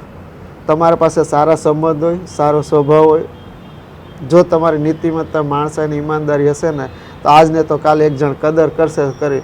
હું એ કદર માટે રેડી છું. ભલે એના માટે એ લાગે કે 20 વર્ષે પછી એમ કહેશે ને, ધર્મેશ તમે યાર માણસ એગ્રીડ, મારા 20 વર્ષ મને છૂટ છે, મને એનો જરાય વસવસો નહીં રહે કે કોઈક એમ કીધું હોય 15 વર્ષ પછી કે તમે યાર તમે યસ માણસ તરીકે મારા 20 વર્ષ વસૂલ. આજની તારીખે મને ઘણા જ મારા ક્લાયન્ટ છે, એ મારા એક્સપર્ટીઝના કારણે કે મારા કારણે એવું નથી કે હું બહુ મારી સાથે છે, પણ કે મને તમારી ઉપર વિશ્વાસ એટલા માટે છે કે અમને ખબર છે તમે કાંઈ ખોટું કરવાના જ નથી, તમે કરી શકવાના જ નથી, અમને ખબર છે. તો દેટ કાઇન્ડ ઓફ થિંગ. આજે એ લોકો પણ મને એવી રીતે કહેતા હોય છે કે તમારા કામનું જે છે ને અમને ખબર છે કે તમે સીધી લીટીના વ્યક્તિ છો, કોઈ પણ આડું અવડું કામ હોય ને તે અમને કહેતાય નથી, પણ કે તમારે અમને ગામમાં અમને કોઈ રેફરન્સ તમને શું કામ આપીએ છીએ, તો અમને ખબર છે કે તમે જાશો ને તો એટલું ખરાબ નથી થવાનું, અમારી માથે જૂતા નથી પડવાના, કોઈનું ખરાબ નથી થવાનું એટલું. તો એ ક્યારે થાય સાહેબ? 15 વર્ષની મહેનતને આજે મારી પોતાની ટેક છે, જો હોય ધન, ધીરજ અને ધર્મેશનો સંગાત, સંપત્તિ રહે સદાય સાથ. વાહ. તો આજે હું ગામને જો ધીરજ રાખવાની વાત કરું તો સાહેબ હું ધીરજનો જીતો જાતો દાખલો છું. આજે 60 વર્ષે 62 વર્ષે પણ મેં હજી સુધી મારી ઈમાનદારી, નીતિમત્તા કે કાંઈ મૂક્યું નથી. અત્યારે હું કામ કરવાની પૂરી તમન્ના રાખું છું. એવું નથી કે મારે નિષ્ક્રિય થઈને બેસી જવું છે, પણ જે કંઈ કામ કરવું છે એ નીતિ, ઈમાનદારી અને સારી રીતે કરવું છે. ઓકે, દોડશું કરશું, પણ ક્યાંય નીતિમત્તા મૂકવી નથી મારે કરીને. એ મારો તો સૌથી મોટો ટેગલાઇન છે કે આ 3 વસ્તુ ન મુકાય ક્યારે પણ જીવનમાં. મિત્રો, સરે જે રીતે વાત કરી કે નીતિ અને સત્ય, આ 2 શબ્દો કદાચ તેમની વાતમાં વારંવાર આવે છે. કદાચ એમણે જે રીતે વાત કરી છેલ્લા શ્વાસ સુધી કદાચ નીતિ અને સત્ય કદાચ એ નહીં ચૂકે, અને એટલા માટે જ કદાચ દુનિયાને પ્રેમથી તો જ જીતી શકાતી હોય છે, સત્ય અને પ્રેમથી જ કદાચ. સાચી, એકદમ 100%ની વાત છે. તો હમણાં હું મારા એક બીજી વસ્તુ કહું, જે તમને નીતિના પ્રામાણિકતાની વાત કરું ને, તો હું એક સરસ મજાનો તમને એક ઉત્કૃષ્ટ ઉદાહરણ આપું તમને, જે મારી સાથે થઈ ચૂક્યું છે. 86-87માં મેં જ્યારે મારા પપ્પાના બિઝનેસમાંથી એમ કીધું કે મારે નવો બિઝનેસ કરવો છે, એટલે મેં એક નવો બિઝનેસ શરૂ કર્યો હું તમને એક વસ્તુ કહું કે મેં છેલ્લે છે ને 86થી લઈને 92માં મેં છે ને 8 વાર બિઝનેસ કર્યા છે, નવા 7-8 વર્ષમાં મેં 8 વાર બિઝનેસ, અને 8 વાર મેં મારા પપ્પાના પૈસા ગુમાવ્યા છે ને ઝીરો થઈ ગયા છે. એમાંથી એક સૌથી મોટો ઇન્સિડન્ટ કે જે સૌથી મને મોટો શોક લાગ્યો અને જેને કારણે મેં મારા પપ્પાનો બિઝનેસ પણ ઝીરો ઇન કરી નાખ્યો. મારા પપ્પાનો જે રોજનો સરસ બિઝનેસ હતો, ખાઈ પીને અમે આરામ કરતા હતા, એ બિઝનેસને મેં આખો ધનોત કરી નાખ્યો કે મારા પપ્પાને છે ને એસિડની બોટલ રિક્ષામાં બેસીને 5-5 રૂપિયાની એસિડની બોટલ વેચવા ઇન્ડસ્ટ્રીયલ એરિયામાં જવું પડતું હતું. That kind of thing. વસ્તુ શું હતી તમને એમ કહું, તમે ઓલ સિઝન્સ ફૂડ્સ કરીને છે, સુનિલ ગાવસ્કર અને તરલા દલાલ બંને મળીને એક કંપની ઊભી કરેલી હતી કે જેમાં એ લોકો વિવિધ જાતના સોસ, ટોમેટો કેચઅપ, બધી જાતના કેચઅપ, હેલ્થ ડ્રિંક, સૂપ ને એવું બધું એ લોકોએ બહાર પાડ્યું હતું. એટલે શરૂઆતમાં 3-4 મહિના છે ને મેં કલકત્તાથી, અમારા જમશેદપુરથી કલકત્તા નજીક પડે, એટલે કલકત્તાથી માલ લઈ સવારના પોરમાં સવારે 6 વાગે ટ્રેનમાં બેસતો, રાત્રે 10 વાગે પાછો આવતો. તો થોડોક મારી સાથે 2 થેલા ભરીને માલ હોય, એક કાર્ટૂનમાં બધો માલ હોય, તો હું આખો જમશેદપુરમાં સપ્લાય કરતો. બહુ સારું ચાલ્યું 3-4 મહિના. એટલે મેં કહ્યું આ તો બહુ સરસ ચાલે છે. સુનિલ ગાવસ્કરનું નામ છે ત્યારે તો, સ્વાભાવિક છે. તરલા દલાલે બહુ ફેમસ હતા, એટલે એનો સપોર્ટ આપણને મળ્યો. તો મેં આખી એજન્સી જ લઈ લીધી, રાઈટ. એજન્સી લઈ લીધી એટલે વળી બીજા પાસેથી પૈસા માગી કરી, જે મેં કરીને દેણું કરી અને એજન્સીમાં ટ્રક ભરીને માલ મંગાવી. એ દિવસે એને લોરી કહેવાતી, ફૂલ લોડ ટ્રક. એટલે લગભગ મારા ખ્યાલથી ત્યારે 8-10 લાખ રૂપિયાનો માલ હશે. દુનિયાભરના ટમેટો સોસ ને ફલાણ બધું લઈને મેં મંગાવી લીધું. મને કાંઈ વાંધો નથી. માલ આવી ગયો, ગોડાઉનમાં રાખી દીધો. વસ્તુ હવે શરૂ થઈ. નવ વસ્તુ હોય ને ત્યારે બધા છે ને જાણવા માટે લેતા હોય. તમારી પાસે કોઈ નવી વસ્તુ આવી હોય તો તમે એને જાણવા, ટેસ્ટ માટે લેતા હોય, નહીં કે તમે એના ગ્રાહક થઈ ગયા છો. તો હવે દરેક જણ નવા લેતા હોય તો આપણને શું છે કે ટેક ઓફ વધુ હોય, બધા ટેસ્ટ કરતા હોય. જરૂરી નથી કે રિપીટેડ હોય, રાઈટ. બિલકુલ. મને તેમ થયું કે આ બધું કન્ટિન્યુ છે એટલે રિપીટેડ છે. પણ જ્યારે હું મોટો માલ આવ્યો ને પછી દેવા ગયો, બધા લીધા પણ ખરા, પણ સમ વોટ રિપીટેડ ક્લાયન્ટ નહોતા કસ્ટમર. બધી દુકાને જ્યાં જ્યાં મેં સપ્લાય કરી હતી, તો થયું કે 2-3 મહિના 4 મહિના પછી કોઈ મને પેમેન્ટ જ નહોતું દીધું કે તમે માલ લઈ જાઓ પાછો, પેમેન્ટ નથી, માલ લઈ જાઓ પાછો. એટલે એનો મતલબ કે પ્રોડક્ટ ચાલી જ નહીં. એટલે મારી પાસેનો જે માલ હતો ને, મેં ત્યાં આગળ કંપનીમાં કીધું કે માલ ચાલતો નથી, તમે પાછો જો લઈ જાઓ ને મને દઈ દો. તો કે ફેક્ટરી જ બંધ થઈ ગઈ છે. ઓહો. જે છે તમારી પાસે રાખો, ફેક્ટરીને બધું બંધ થઈ ગયું છે, ચાલતું નથી કરીને, રાઈટ. તમે માનશો સાહેબ, મને હજી સુધી યાદ છે કે દુનિયામાં કોઈ માણસે આવું નહીં કરેલું હોય.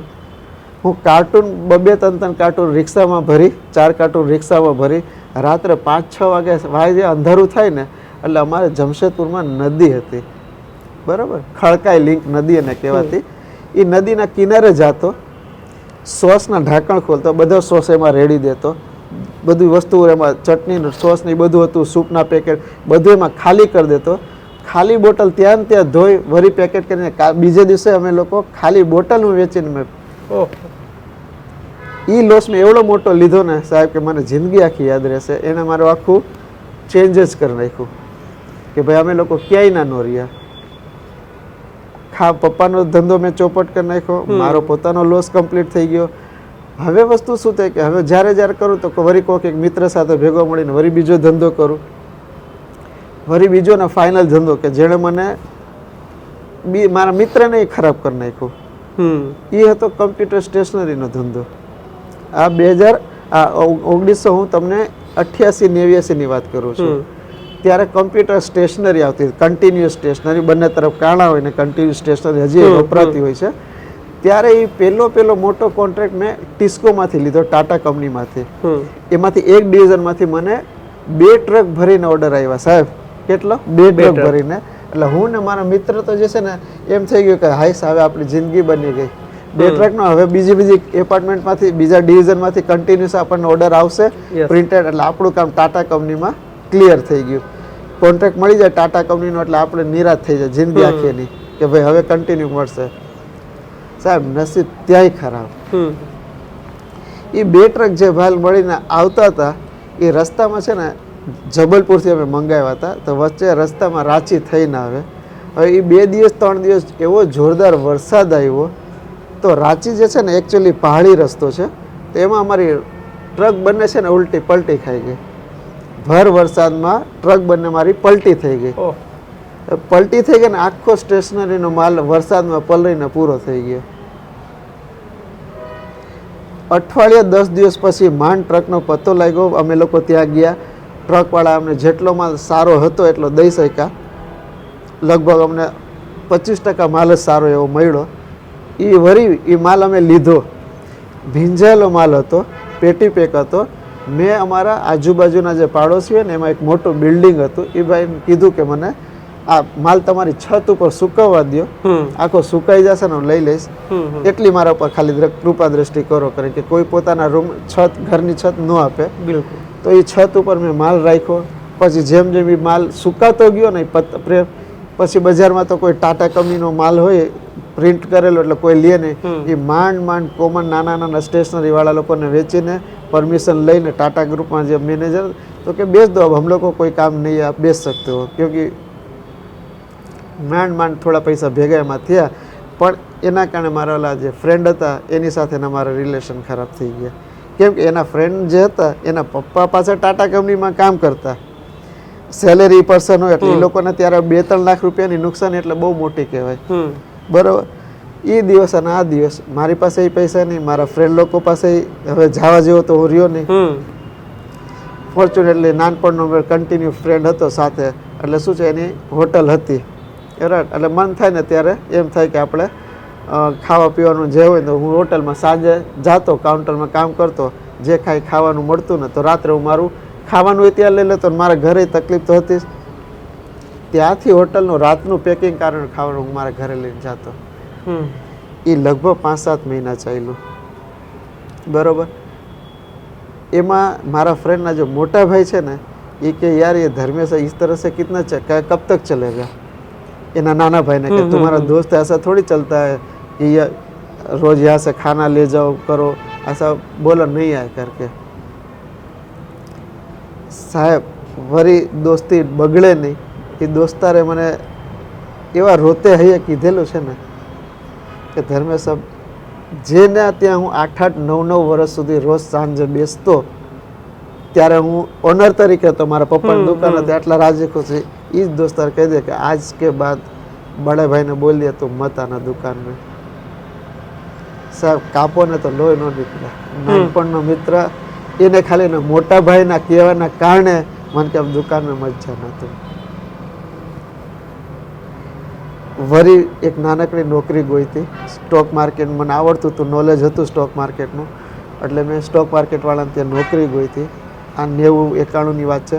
એ ગોઈતી નોકરી, થોડુંક નોલેજ સારું થયું એટલે પછી મેં કીધું હું મુંબઈમાં મારા એક જે મારા પાડોશીની દીકરી મુંબઈ હતી, એમના હસબન્ડ છે ને શેર બજારમાં બ્રોકર હતા. તેણે મને કીધું કે ધર્મેશ તું આ કામ કર તો તને કંઈક જો નોલેજ છે તો તને કંઈક કમિશન બ્રોકરેજ મળશે. એટલે સાહેબ મેં એ ચાલુ કરી દીધું. એ ચાલુ કર્યું એટલે 91-92માં મને એમ થયું કામ બહુ સારું ચાલ્યું છે, હવે સારું હું કમાઉં છું, મારા ઘરમાં એટલીસ્ટ ખાઈ પીને આરામથી થઈ શકે એવું છે. એટલે મેં પછી મારું પોતાનું ચાલુ કર્યું અને મને સારો એવો રિસ્પોન્સ મળ્યો કરીને કે ભાઈ મુંબઈનું કામ જમશેદપુરમાં બહુ ઓછા લોકો કરે, શેરની લેવેજ. એમાં મને થોડોક ફાયદો થયો કે મને કામ રેગ્યુલર થોડું મળ્યું કે ભાઈ મારું ઘર થોડુંક ઓન ટ્રેક ઉપર આવ્યું. એ ટ્રેક ઉપર એવું આવ્યું કે મારી જે નાની બેન હતી ને એક, એના મેં લગ્ન કર્યા, ભલે નાના પાયે લગ્ન કરી દીધા. એ લગ્ન તો મેં કર્યા, હવે વસ્તુ થયું એ લગ્નનું સોનું લેવા હું અહીંયા આવ્યો રાજકોટ. 12 ગ્રામ જ સોનું હતું સાહેબ, 12 ગ્રામ જ સોનું હતું. એક નાનકડું ચેનનો પેન્ડન્ટ હતું. એ લઈને હું રાત્રે જમશેદપુર માટે ટ્રેનમાં બેઠો. અડધી રાત્રે ટ્રેનમાં ચેકિંગના નામે માણસો આવ્યા, બેગ ખોલી અને એમાં પેન્ડલનું બોક્સ ને એવું બધું હતું ને એને શેરવી લીધું. મને કાંઈ ખબર ન પડી. હું ઘરે ગયો ને એટલે મેં કીધું ભાઈ બેન તારું માટે આવી ગયું છે. આ જોયું ને તો ગાયબ. પછી ખબર પડી કે ઓલા લોકોએ શેરવી લીધું. સાહેબ વરી ત્યાં આગળ એ મેં ભલે ધોકો ખાધો પણ વરી સગા સંબંધી પાસેથી થોડુંક સોનું મેં કીધું હવે હું કેપેસિટી છે વાંધો ને તમને 2-3 મહિના 4 મહિના હું પૈસા દઈ દઈશ, દઈ દો. એટલે એનું કામ તો કેમી કરીને લગ્ન કરીને પતાવીને પૂરું કરી દીધું. આ પરિસ્થિતિ થઈ પછી હું 91 ને 92માં રાજકોટ આવ્યો કરીને, અને રાજકોટ આવ્યો એટલે વળી શેર બજારનું જ કામ ચાલુ કર્યું ને હર્ષદ મહેતાનું જે સ્કેમ થયું ને પછી વળી મારે દુબઈ જવાનું થયું, દુબઈથી વળી અહીં આવ્યો. તો આ જે જર્ની હતી ને, જેમાં મેં તમને વાત કરી કે આજે મેં સોસ, તમે વિચાર કરો સાહેબ, અડધી લોરી ભરીને સોસની બોટલ કોણ ખાલી કરવા છે આજની તારીખે? જરૂર હોય તો હું પ્રિન્ટિંગ વાળા નવા લેબલ લગાવી અને માલ કેમે કરીને કોકને ડેટ ચેન્જ કરીને પધરાવી શકત ને. આવું તમે મને એક પણ વ્યક્તિ ગણીને દેખાડી દો સાહેબ અત્યારે. આ પ્રામાણિકતાની અને જેને કે ને નીતિમત્તાની હદ તો હોય જ છે સાહેબ, હું જ્યાં સુધી જાણું છું. પરંતુ સર એટલું ખરું કે એ જે કંઈ કદાચ આજે DRSS ધર્મેશભાઈના નામથી કદાચ ન માત્ર સૌરાષ્ટ્ર ગુજરાતમાં લોકો ઓળખે છે, કદાચ એટલું કહી શકાય કે ભાઈ એ સત્ય અને નીતિના કારણે જ આ શક્ય છે. કદાચ ત્યારે તમે શોર્ટકટ રસ્તો અપનાવી શકતા, જે કોઈ લોકો પૈસા માંગતા તેને કોઈ પણ રીતે આપી શકતા, એવી પણ તમે તાકાત ધરાવતા હતા. પરંતુ છેલ્લે સુધી તમારો એક શબ્દ સાથે જ હતો કે નીતિ અને 100%ની વાત છે સર. આજની તારીખમાં મેં જે તમને વાત કરી ને કે મારી પાસે એ સિવાય કાંઈ મૂડી નથી, અને બધા મને આજની તારીખે કદાચ કાંઈ વાતચીત એ થાય ને તો હું છે ને બહુ સોફ્ટ ટાર્ગેટ છું. તમારે કાંઈ વસ્તુ વેચવી હોય ને તમે એકવાર મારી પાસે આવી જાજો ને, સરાજ વિલું મોઢું લઈને કે સાહેબ છેલ્લું છે, ડન તમારું કામ. મને ખબર છે પણ સ્વભાવ એવો છે કે હું કોઈ ના નથી પડી શકતો. અમારે સર્કલમાં પણ કે અમારે એનજેની વાત કરું ને તો એનજે વાળા ઘણી વાર હસતા હસતા કહે કે you are the soft target. કાંઈક અચીવ કરવું હોય ને તો કોઈક વાર એમ કહી દે કે ધર્મેશભાઈને કયો ને, એ જરાક એ લોકો મને પુશ કરે ને. ભલે આજની તારીખે એનજે સાથે હું છું, હું એનજે લોકોને હંમેશા સેલ્યુટ કરું છું, અને હું ત્યાં ઊભો છું તો એ લોકોના કારણે જ ઊભો છું. સાચી વાત કહું ને તો એ લોકો પણ મને ઘણી વાર એમ કહી શકે ભાઈ કામ નથી કરતા તમે જાઓ, પણ ડગલે ને પગલે એ લોકોએ મને કેવી રીતે આગળ વધવું, કેમ કરવું, શું સ્ટ્રેટેજી લેવી, માર્કેટિંગ કેવી રીતે કરવું, અથવા એ લોકોનો જે મેનેજરિયલ સપોર્ટ હતો, તો એ બધુંના કારણે હું અત્યારે અહીંયા છું. રાઈટ. એટલે એ લોકોને આજે હું ખાલી એટલું જ કહી શકું કે જો હું આટલો ધંધો બીજે બારે કરું ને અને ડાયરેક્ટ એનજે સાથે કરું છું તો સાહેબ વર્ષે છે ને અત્યારે 35 થી 40 લાખનો ફરક પડે બ્રોકરેજમાં. છતાંય હું એનજેનો સાથ નથી મૂકતો. કારણ એ નથી કે 35 લાખ, કારણ એ છે કે મારી જ્યારે તકલીફ હતી ને ત્યારે મને એનજે કીધું હતું અમારામાં આવી જાઓ. ભલે ત્યારે કાંઈ નહોતું, પણ એના હાથ પકડીને અમને શીખાડ્યું ને કરાવ્યું. ત્યારે સાહેબ હું એનજે લોકોની ત્યારે મિટિંગ હતી ને તો રોજ નવા NFO આવે મ્યુચ્યુઅલ ફંડના, એટલે રોજ કોક ને કોક હોટલમાં એ લોકો ડિનર કે લંચ બ્રેક માટે. તો સાહેબ શરૂઆતમાં તો હું ખાલી લંચ અને ડિનર લેવાના કારણે જ વયો જતો હતો. નવા NFO આવે ને તો ભાઈ લંચ ત્યાં છે, ડિનર છે, તો લગભગ અઠવાડિયું 10 દિવસ તો મારું એમ જ નીકળી જતું. તો મને એક એ રાહત હતી કે ચાલ આ બાને મારું બપોરનું ખાવાનું કે રાતનું ખાવાનું મારું પૂરું થઈ જાય છે. ઇટ્સ તમને અત્યારે લાગે કોકને કે આ શું મજાક છે, પણ જેને ભોગવું હોય ને સાહેબ એને ખબર પડે કે એક દિવસનું ખાવાનું શું કહેવાય. પણ હવે શું થાય છે કે હવે કદાચ તમે 5 સ્ટાર હોટલમાં લઈ જાઓ ને તો હું કદાચ એક બ્રેડ કે એક નાનકડું, બધા મને કે હવે તમે કાં ખાતા નથી, અહીંયા સુધી આવી ગયું છે 5 સ્ટાર કે રેસ્ટોરન્ટની વાત કરો ને તો હવે મારા માટે બહુ મહત્વનું નથી રહ્યું. પણ કહેવાનો મતલબ એ હતો કે આજની તારીખે હું જે તમને વાત કરું છું કે એનજે સાથે આજે હું તમને નીતિ લોયલ્ટીની વાત કરું તો આજે હું પણ એ પ્રામાણિકતાથી સાથે એની સાથે જોડાયેલો છું. ખાલી કહેવા માટે નહીં, મારો જ્યાં ફેસ આવે છે ને લોયલ્ટી દેખાડવાનો, તો હું પણ એવી જ રીતે સામે લોયલ્ટી જ દેખાડું છું. કેમ કે મને ખબર છે કે એનો બહુ મોટું મહત્વ છે. એ ભલે આજની તારીખે યંગસ્ટર્સને એમ લાગે કે ક્વિક મની છે કે આ છે, લોયલ્ટી મૂકી દો. એક આજની તારીખે તમે જો કોઈને 2000 વધારે મળે છે, 500,000 મળે છે ને તો તાત્કાલિક નોકરી મૂકીને હોય. Why don't he create his એક પોતાની જેને ઓરા બનાવે કંપનીમાં, પોતાનું એક ફિગર બનાવે કે ના આ કંપની મારા કારણે જ ચાલશે. કંપની કોઈ દિવસે ને કોઈને ઇગ્નોર કરતી જ નથી.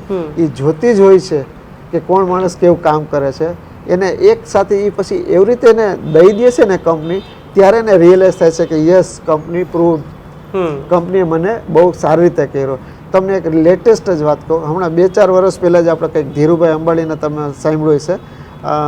ધીરુભાઈ અંબાણી, મુકેશ અંબાણીએ એના કોઈક મોટા મેનેજર છે લેવલના, એ વર્ષોથી એની સાથે જ હતા.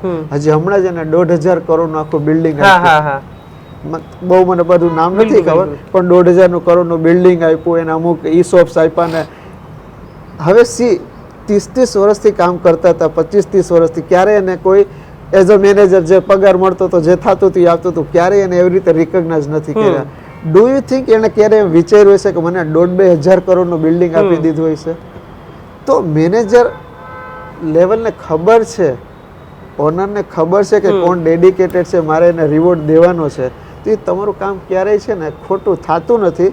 એ દેર સવેર, જેને કહે છે ને તમે કામ કરો દેર સવેર तुमको उसका फल मिल ही जाता है. બિલકુલ બરાબર, ખોદકામ કરતા રહ્યો, ક્યારેક ને ક્યારેક સોનું અથવા હીરા તમને મળવાનું તો છે, પણ જો તમે વચ્ચેથી એને મૂકી દો ને, તમારી આખી મહેનત તો બેકાર ગઈ.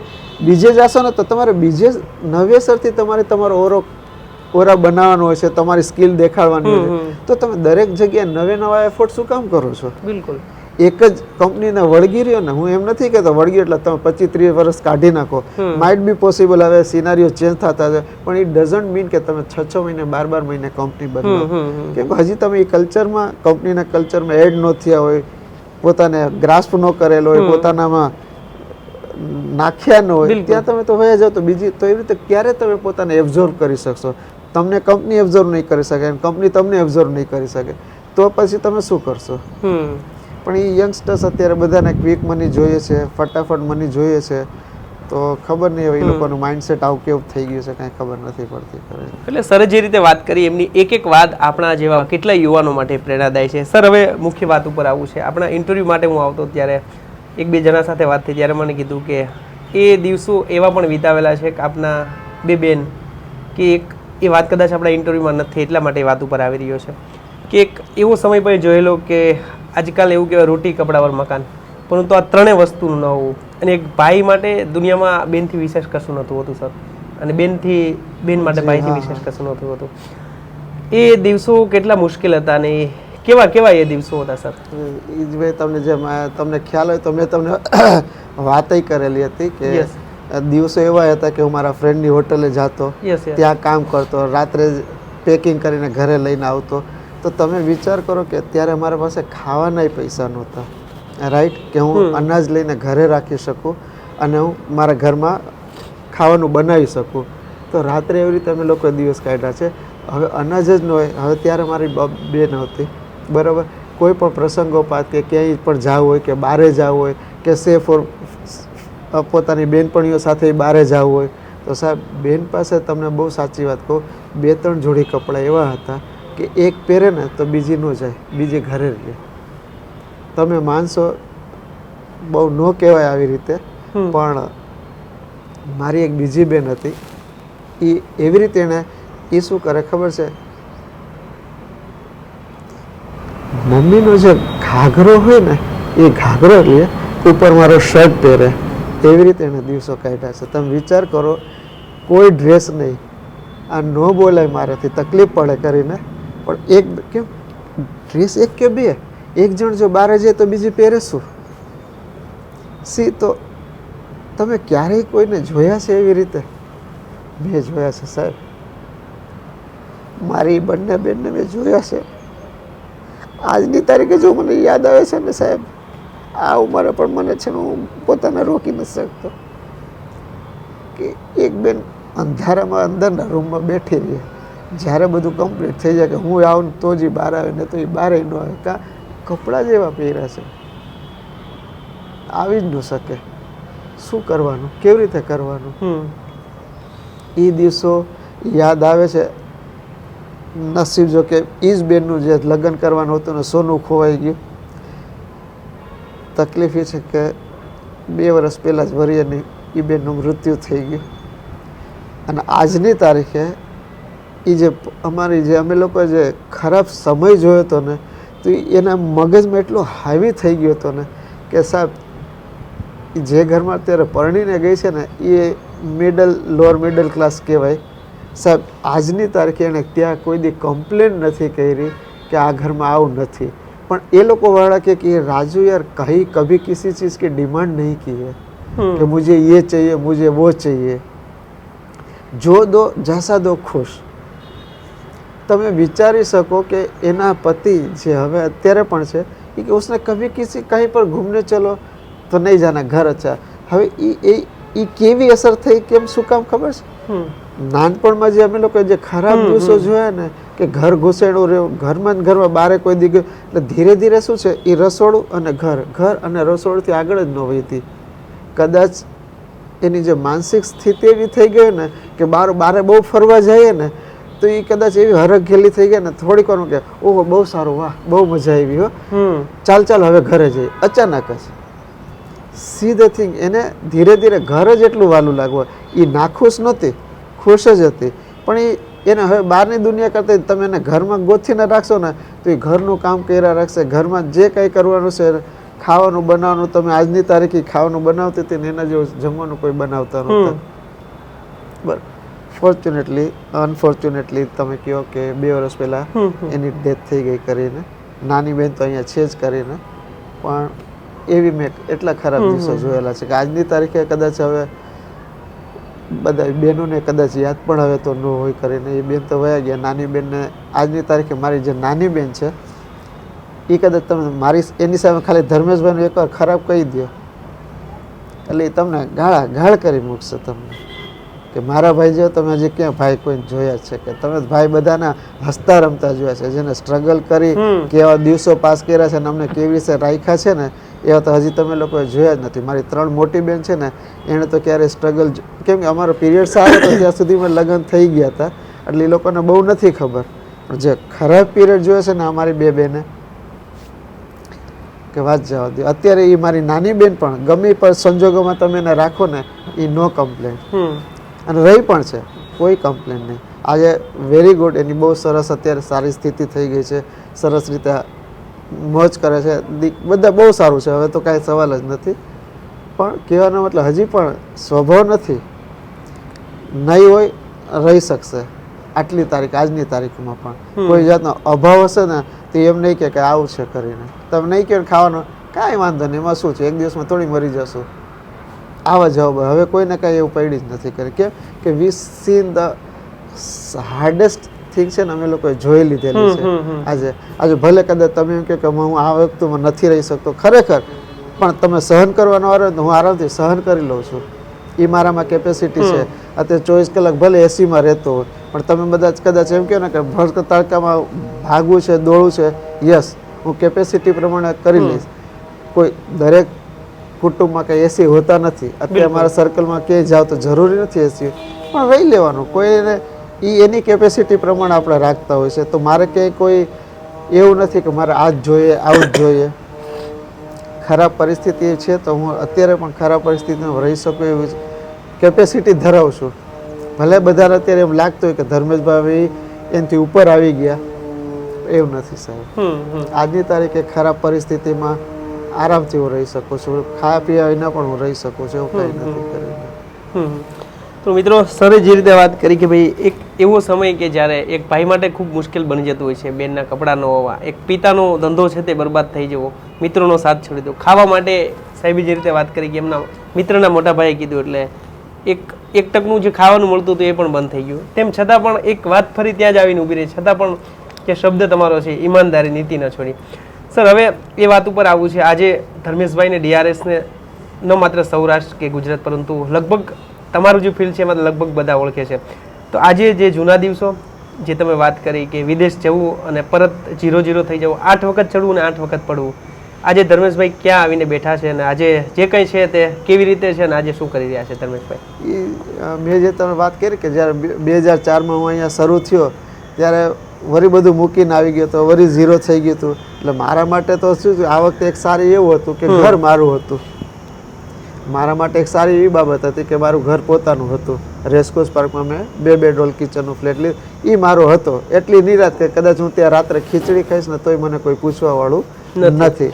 એટલે દોડે જ રાખ્યું મેં કન્ટિન્યુ કે ભાઈ બીજું શું છે કે 5-6 મહિના પછી શું છે કે મ્યુચ્યુઅલ ફંડમાં મેં જે તમને વાત કરી ને કે ભાઈ મારી એક ઘર ચલાવવા પૂરતી ઇન્કમ ચાલુ થઈ ગઈ હતી. પણ જે મેં તમને વાત કરી ને કે એનજીવાળા અમને લોકોને એવી રીતે પ્લાન કરો કે તમે દર મહિને આવી રીતે કામ કરો, આટલું SIP તરીકે જે કરીએ છીએ ને કે તમે આટલી SIP કરો, આવી રીતે કરો તો તમારું એક બેઠી ઇન્કમ જેને કે ને ફિક્સ ઇન્કમ જનરેટ થતી જાય, બરાબર? તો તમે એના ઉપર કામ કરો કરીને. એટલે એ દિવસ અને આ દિવસ કન્ટિન્યુ મ્યુચ્યુઅલ ફંડ ઉપર SIP વધારવાનું કામ, ક્લાયન્ટને મળવાનું કામ, ને દરેક વખતે હું SIP જ વધારે કરું. કે ભાઈ ઠીક છે કન્ટિન્યુ. મારો સ્વાર્થ એ હતો, બહુ સાચી વાત કહું, કે મારી એક ઇન્કમ બંધાઈ જાય. એ લોકોના એંગલથી હું જો તો ભાઈ શેર બજારનું છે, માર્કેટ રિસ્ક છે, ગમે ત્યારે જો પૈસા જાય તો એ નીતિ ખૂટે. મારે નીતિને હવન કાઢે એમ થાય કે મારા થ્રુ પૈસા ગયા છે. જે વ્યક્તિ 24 કલાક કમાઈને 5,000 જો મને આપતો હોય તો મારી એટલી તો નીતિ હોવી જોઈએ કે હું એમ ન કહું કે ભાઈ તમારા પૈસા 0 થઈ ગયા છે, અડધા થઈ ગયા છે, જાઓ, આ તો માર્કેટ છે, તમને ખબર જ હતી. તો માર્કેટમાં તમે કામ કરો છો, તમે એની સાથે જ્યારે પૈસા લ્યો છો તો તમને ખબર પડવી જોઈએ કે હું એને કેવી રીતે લઉં, કે ભાઈ હું 5-7 વર્ષ સુધી તમે રહેશો, આ લોંગ ટર્મ ઇન્વેસ્ટમેન્ટ છે. ઘણું બધું સમજાવવાનું હોય, કહેવાનું હોય. ખાલી ધંધો નથી થતો, કેમ કે એને પૈસા કેવી રીતે કમાણા છે ને મને તમને નથી ખબર. બાકી તમારી કેપેસિટી ભલે કરોડો ને, તો મારો કાંઈ અધિકાર નથી બનતો કે ભાઈ તમારા 2-5 લાખ જાય તો વાંધો નહીં, તમને ક્યાં કમી છે. તમારે એ જોવાનું હોય છે કે એના 2 લાખ રૂપિયા તમારા કારણે ગયા છે. It should not be there. તમારા કારણે કોઈને પણ હાનિ ન થવી જોઈએ, કોઈના પૈસા એ તમારી માટે હોવું જ ન જોઈએ. તમે ભલે રિસ્ક ફેક્ટર છે એ તમારા માટે બાનું નથી સાહેબ. રિસ્ક ફેક્ટર છે એ તમારા માટે બાનું નથી ઇગ્નોર કરવા માટે. એ તો થાય. હું કદાચ આ રીતે જોઉં છું. બીજા લોકો તો એમ કહે છે કે આપણે તો કઈને કીધું છે, that is his part of choice. મેં તમને શેર બજારની ચોઈસ આપી છે અને એફડીની ચોઈસ આપેલી છે, તો દેટ ઇઝ તમારો પાર્ટ છે કે તમે હું રિસ્ક લેવા માગું છું. છતાં પણ હું છે ને મારી નીતિ સમજું છું, મારી મોરલ રિસ્પોન્સિબિલિટી સમજું છું કે ના, હું અવગત એ કરાવીશ અને છતાંય નખાવીશ, પણ એને સ્ટીક ટુ ઇટ કેવી રીતે કરું કે એમાં ને એમાં રહે.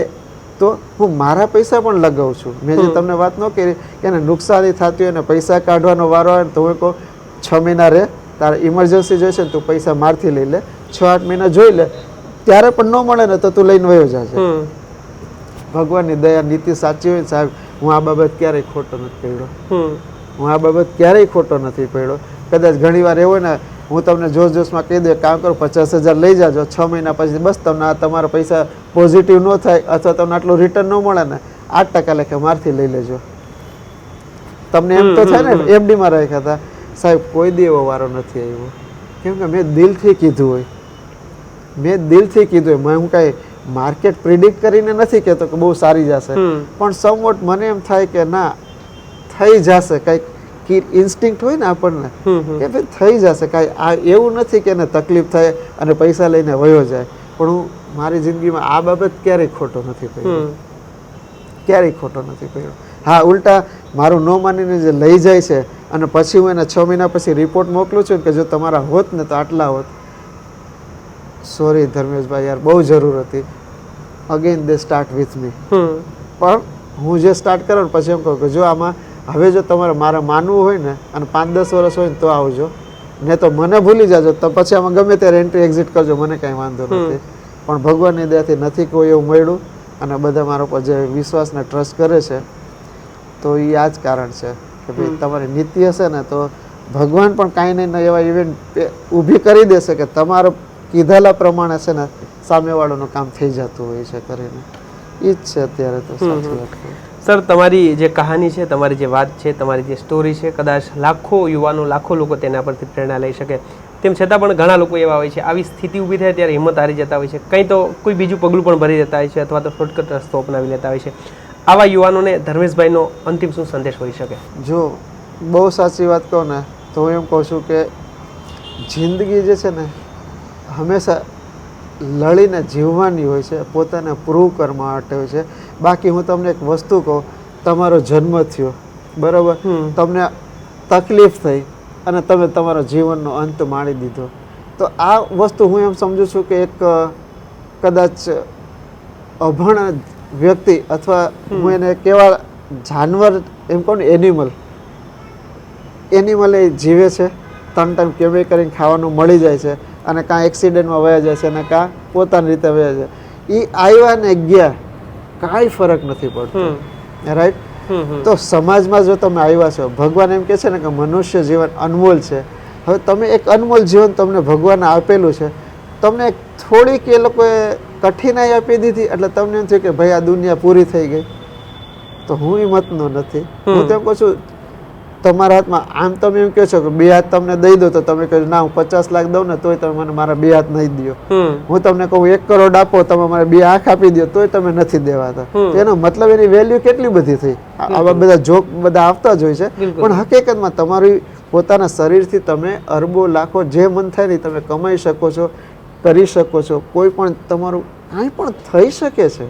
તમે લોકો શું છે યંગસ્ટર્સ અત્યારે જે છે ને એક પેશન્સ જરાય નથી. સહનશીલતાના નામે મીંડું છે. નો ડાઉટ એ લોકોનામાં ક્રિએટિવિટી વધારે છે, કાંઈ કરવાની તમન્ના છે, પણ જરાક ફેલિયર મળે છે ને એ લોકો માટે એમ થાય કે દુનિયાનો અંત થઈ ગયો. હું એમ માનું છું કે જેટલી વાર તમે પડશો ને સમજી લેશો કે તમે છે ને દુનિયાથી હજી 2 કદમ 4 વાર પડશો ને તો સમજી લેજો કે તમે દુનિયાથી 4 કદમ આગળ છો. 6 વાર પડશો ને તો સમજી લો જે દુનિયાની જે 1 કરોડની લેવલમાં દુનિયા હોય છે ને તમારે 6 કરોડની લેવલમાં તમારી દુનિયા બનશે. ઇટ મીન્સ કે માણસ એમ કે ને આ સફળ માણસ છે કા તો કે 1 કરોડ કમાઈ ગયો, તો તમે સમજી લેજો તમારા માટે એ 6 કરોડની વેલ્યુ થશે. શું કામ કે તમે એટલી વાર પડ્યા છો ને પછી જે તમારો ગ્રોથ આવે ને એ એવું આવે કે કોમન મેન છે ને તમારી સામે ક્યાંય અટકે જ નહીં. તમારો ગ્રોથ એવો શાનદાર થાય કરીને, કેમ કે તમે ઘણું ઘડાઈ ગયા છો, નોલેજ મળી ગયું હશે, હિંમત મળી ગઈ હશે, તમને કાંઈક અલગ કરવાની ખબર કેમ તમે 4 વાર યુઝ જે હથિયાર કે જે નોલેજ તમે 3-4 વાર યુઝ કર્યું હોય એ નથી થતું તો ડેફિનેટલી નવું વિચારીને કર્યું હશે ને એક તો ક્લિક થશે ને. That's all. ખાલી એક વસ્તુ આગળ વધવાની વાત છે. પછી જેમ જેમ તમે આગળ વધશો ને સાહેબ તમને પોતાને મોટિવેશનલ મળે, તમને પોતાને આગળ વધવાની કેમ સફળ થયા તો આગળ વધવાની ધગસ થાય. બસ વાત થાય પૂરી. એમાં તમે જીવનનો અંત મળવાની કોઈ જરૂર નથી. કોઈ પણ વ્યક્તિ તમને કાંઈ કરી દેવાનું નથી. ઉલટું કદાચ તમે જો ઓનેસ્ટલી, હું અહીંયા જ વાત કરું કે તમે નીતિને ઓનેસ્ટલીથી વાત કરો કે ભાઈ એક કામ કરો જરા જો મને બહુ તકલીફ છે, મને આ બાબત તમે જો હેલ્પ કરી દો, મારા પૈસા નથી જોતા, આ બાબત તો મને કાંઈક હેલ્પ કરો ને, મારો આઈડિયા છે કોકને કયો ને, કાંઈક તો વે આઉટ નીકળશે જ. બરાબર છે. જેટલા માણસો એટલા ઉપાય છે જ. માણસો એને એક્સેપ્ટ કરવા રાજી નથી તો ક્યાંથી થાય. એટલે હું જે ધારું છું ને કે યંગસ્ટરમાં એક જે સહનશીલતા જે છે ને એ એકદમ ઝીરો છે. બાકી ક્રિએટિવિટીની વાત કરું, ધગસની વાત કરું, કાંઈક કરી નાખવાની તમન્ના, આવું બધું હોય છે, પણ ક્યાંક ફેલિયર થાય છે ને તો તરત જ એ લોકો નાસીપાસ થઈ જાય છે. તો એ ખબર નહીં કદાચ આ સમાજ અત્યારે એવો થઈ ગયો છે કે કાં પછી એવું જેને એમ કે ને કે કદાચ એવું શીખવા ન મળ્યું હોય, અથવા કદાચ આજે હું સંસ્કારની વાત ન કરું ભગવાન, પણ પરિવારમાં કદાચ એવો કોઈ સ્ટ્રગલ ન કરેલો હોય ને અને આને સ્ટ્રગલ કરવાનો જોરદાર કદાચ વારો આવી ગયો ને તો એ કદાચ ટકી ન શકે. કેમ કે સ્ટ્રગલ જોયો ન હોય. પણ આજે જેને હું તમને કહું જે સ્ટ્રગલ પરિવારવાળા છે ને મને ખબર છે મારી પાસે એવા 5-10 જણા છે જ કે એના દીકરા અત્યારે છે ને બહુ સારી પોઝિશન પર છે, પણ એના ફાધર મધર જે છે એ લોકો એવા સ્ટ્રગલ કરેલા છે ને હું જોઉં છું. આપણને થયું કે આ કેદી આ ઊંચા આવશે આ ભાઈ, પણ એ લોકોના છોકરા લોકો છે ને ખબર પડી હોય કે અમારી પરિસ્થિતિ કેવી છે એટલે એ લોકો છે ને બહુ ઓનેસ્ટલી સ્ટ્રગલ કરે છે અને they are doing very well. એટલે અત્યારે એ લોકો બધા જોવે છે ને તો હું થશે કે વાહ. ત્યારે આપણને ખબર છે, જો તમે જોજો ઘણી વાર શું છે ઘણા અમીર વ્યક્તિ હોય છે ને એના દીકરા લોકોએ ખાલી મોજ કરી હોય છે, એ 2 કે 3 1 કે 2 પેઢી કથા 5-10 વર્ષમાં છે ને એના પૈસા પૂરેપૂરા ખલાસ થઈ જાય છે. કેમ એને ક્યાંય જોયું જ નથી, કાંઈ કર્યું, ઉડાવ્યા જ છે પૈસા. બરાબર છે. તો એવા ટાણે છે ને તમે આ ન શીખાયું હોય ને તો તકલીફ થાય. એની જગ્યાએ જે સ્ટ્રગલવાળું ફેમિલી છે ને એના છોકરા છે ને બહુ સારી રીતે ઊંચા આવે છે. એ મારો જાત અનુભવ છે અને મેં એવા ઘણા જોયેલા પણ છે. એવું નથી. અને એવું નથી કે બધા અમીરના છોકરા ખરાબ હોય છે. એ લોકો વળી એક નેક્સ્ટ લેવલ સુધી લઈ જાય છે. પણ જે અપર મિડલ ક્લાસ અને મિડલ ક્લાસના છોકરા જે વેલ ટુ ડુ હતા ને એ લોકોમાં એવી બહુ ધગસવાળી કેપેસિટી નથી હોતી, અથવા એ લોકો એટલા મોટિવેટ નથી હોતા કે હું કાંઈક નવું કરું. હું તમને એમ કહું ઘણા જણને મેં જોયા છે 3 ટાઈમનું ખાવાનું મળે, સરસ કપડાં મળે ને આનાથી આગળ નથી હોતું સંતોષ. સંતોષનો અર્થ છે ને ઘણા બધા લોકોએ બીજી રીતે લઈ લીધો છે. સંતોષનો અર્થ એવો નથી કે તમને 3 ટાઈમના કપડાં મળે ત્યાં ખાવાનું મળી જાય, 2 ટાઈમના કપડાં ને એટલે મારે નથી કરવું. દુનિયા એક્સપ્લોર માટે ઘણું છે, ઘણું જાણવા જેવું છે, ઘણું નથી કર્યું એ કરવા જેવું છે. જરૂરી નથી કે તમે આ બેલ મુજે મારે જેવું એ આપણે નથી કરવું, પણ તમે કાંઈક તો કરો. તમે કાંઈક એવું માઇલસ્ટોન રાખીને જાઓ કે જ્યારે તમે જાઓ ને તો સમાજ તમને કોઈક ના કોઈક રૂપે યાદ કરે, રાઈટ? તો હું હંમેશા એ જ વિચારું છું કે હું કદાચ સારો માણસ બનીને રહું, બધાને હેલ્પ કરું, મારે કોઈ એવા મોન્યુમેન્ટ નથી બદલાવા, મારા નામના રોડ નથી કરવા, પણ કદાચ જો 10 માણસ મળે ને તો એ એમ થાય કે ધર્મેશભાઈ યાર બહુ સરસ વ્યક્તિ હતા હો, બધાને હેલ્પફુલ થતા હતા ધર્મેશભાઈ, એટલે યસ ધર્મેશભાઈ. એ મારા જાણીતાના 500 લોકો આ વાત કરશે ને તો મને મારો દીકરો જ્યારે ક્યાંક ઊભો રહેશે ને તો એને છે ને ગર્વ ફીલ થશે કે મારા બાપાએ આવું કર્યું હતું ને. તો એ વસ્તુ તમારે કરવા જેવી છે કે તમારા દીકરાઓ ગર્વ લે. તમે સફળ થશો તો તમારા બાપ તો ગર્વ લેશે જ, પણ તમારા દીકરા વધારે થશે કે બાપાએ સ્ટ્રગલ કરીને પોતાની નવી એક હાઈટ બનાવી છે, પપ્પાના શેડોમાં નથી. બિલકુલ. તો એવી રીતે હું નવા યંગ જનરેશન, તમે તમારા ફાધરના શેડોમાં ન રહ્યો, એ એક જાતનું તમારા માટે કન્ફર્મેશન છે કે ગેરંટી છે કે હું ખાવા પીવાથી નથી જવાનો, ઘરથી નથી જવાનો. ના, જીતવા માટે દુનિયા પડી છે. હારી જઈશ તો શું થશે?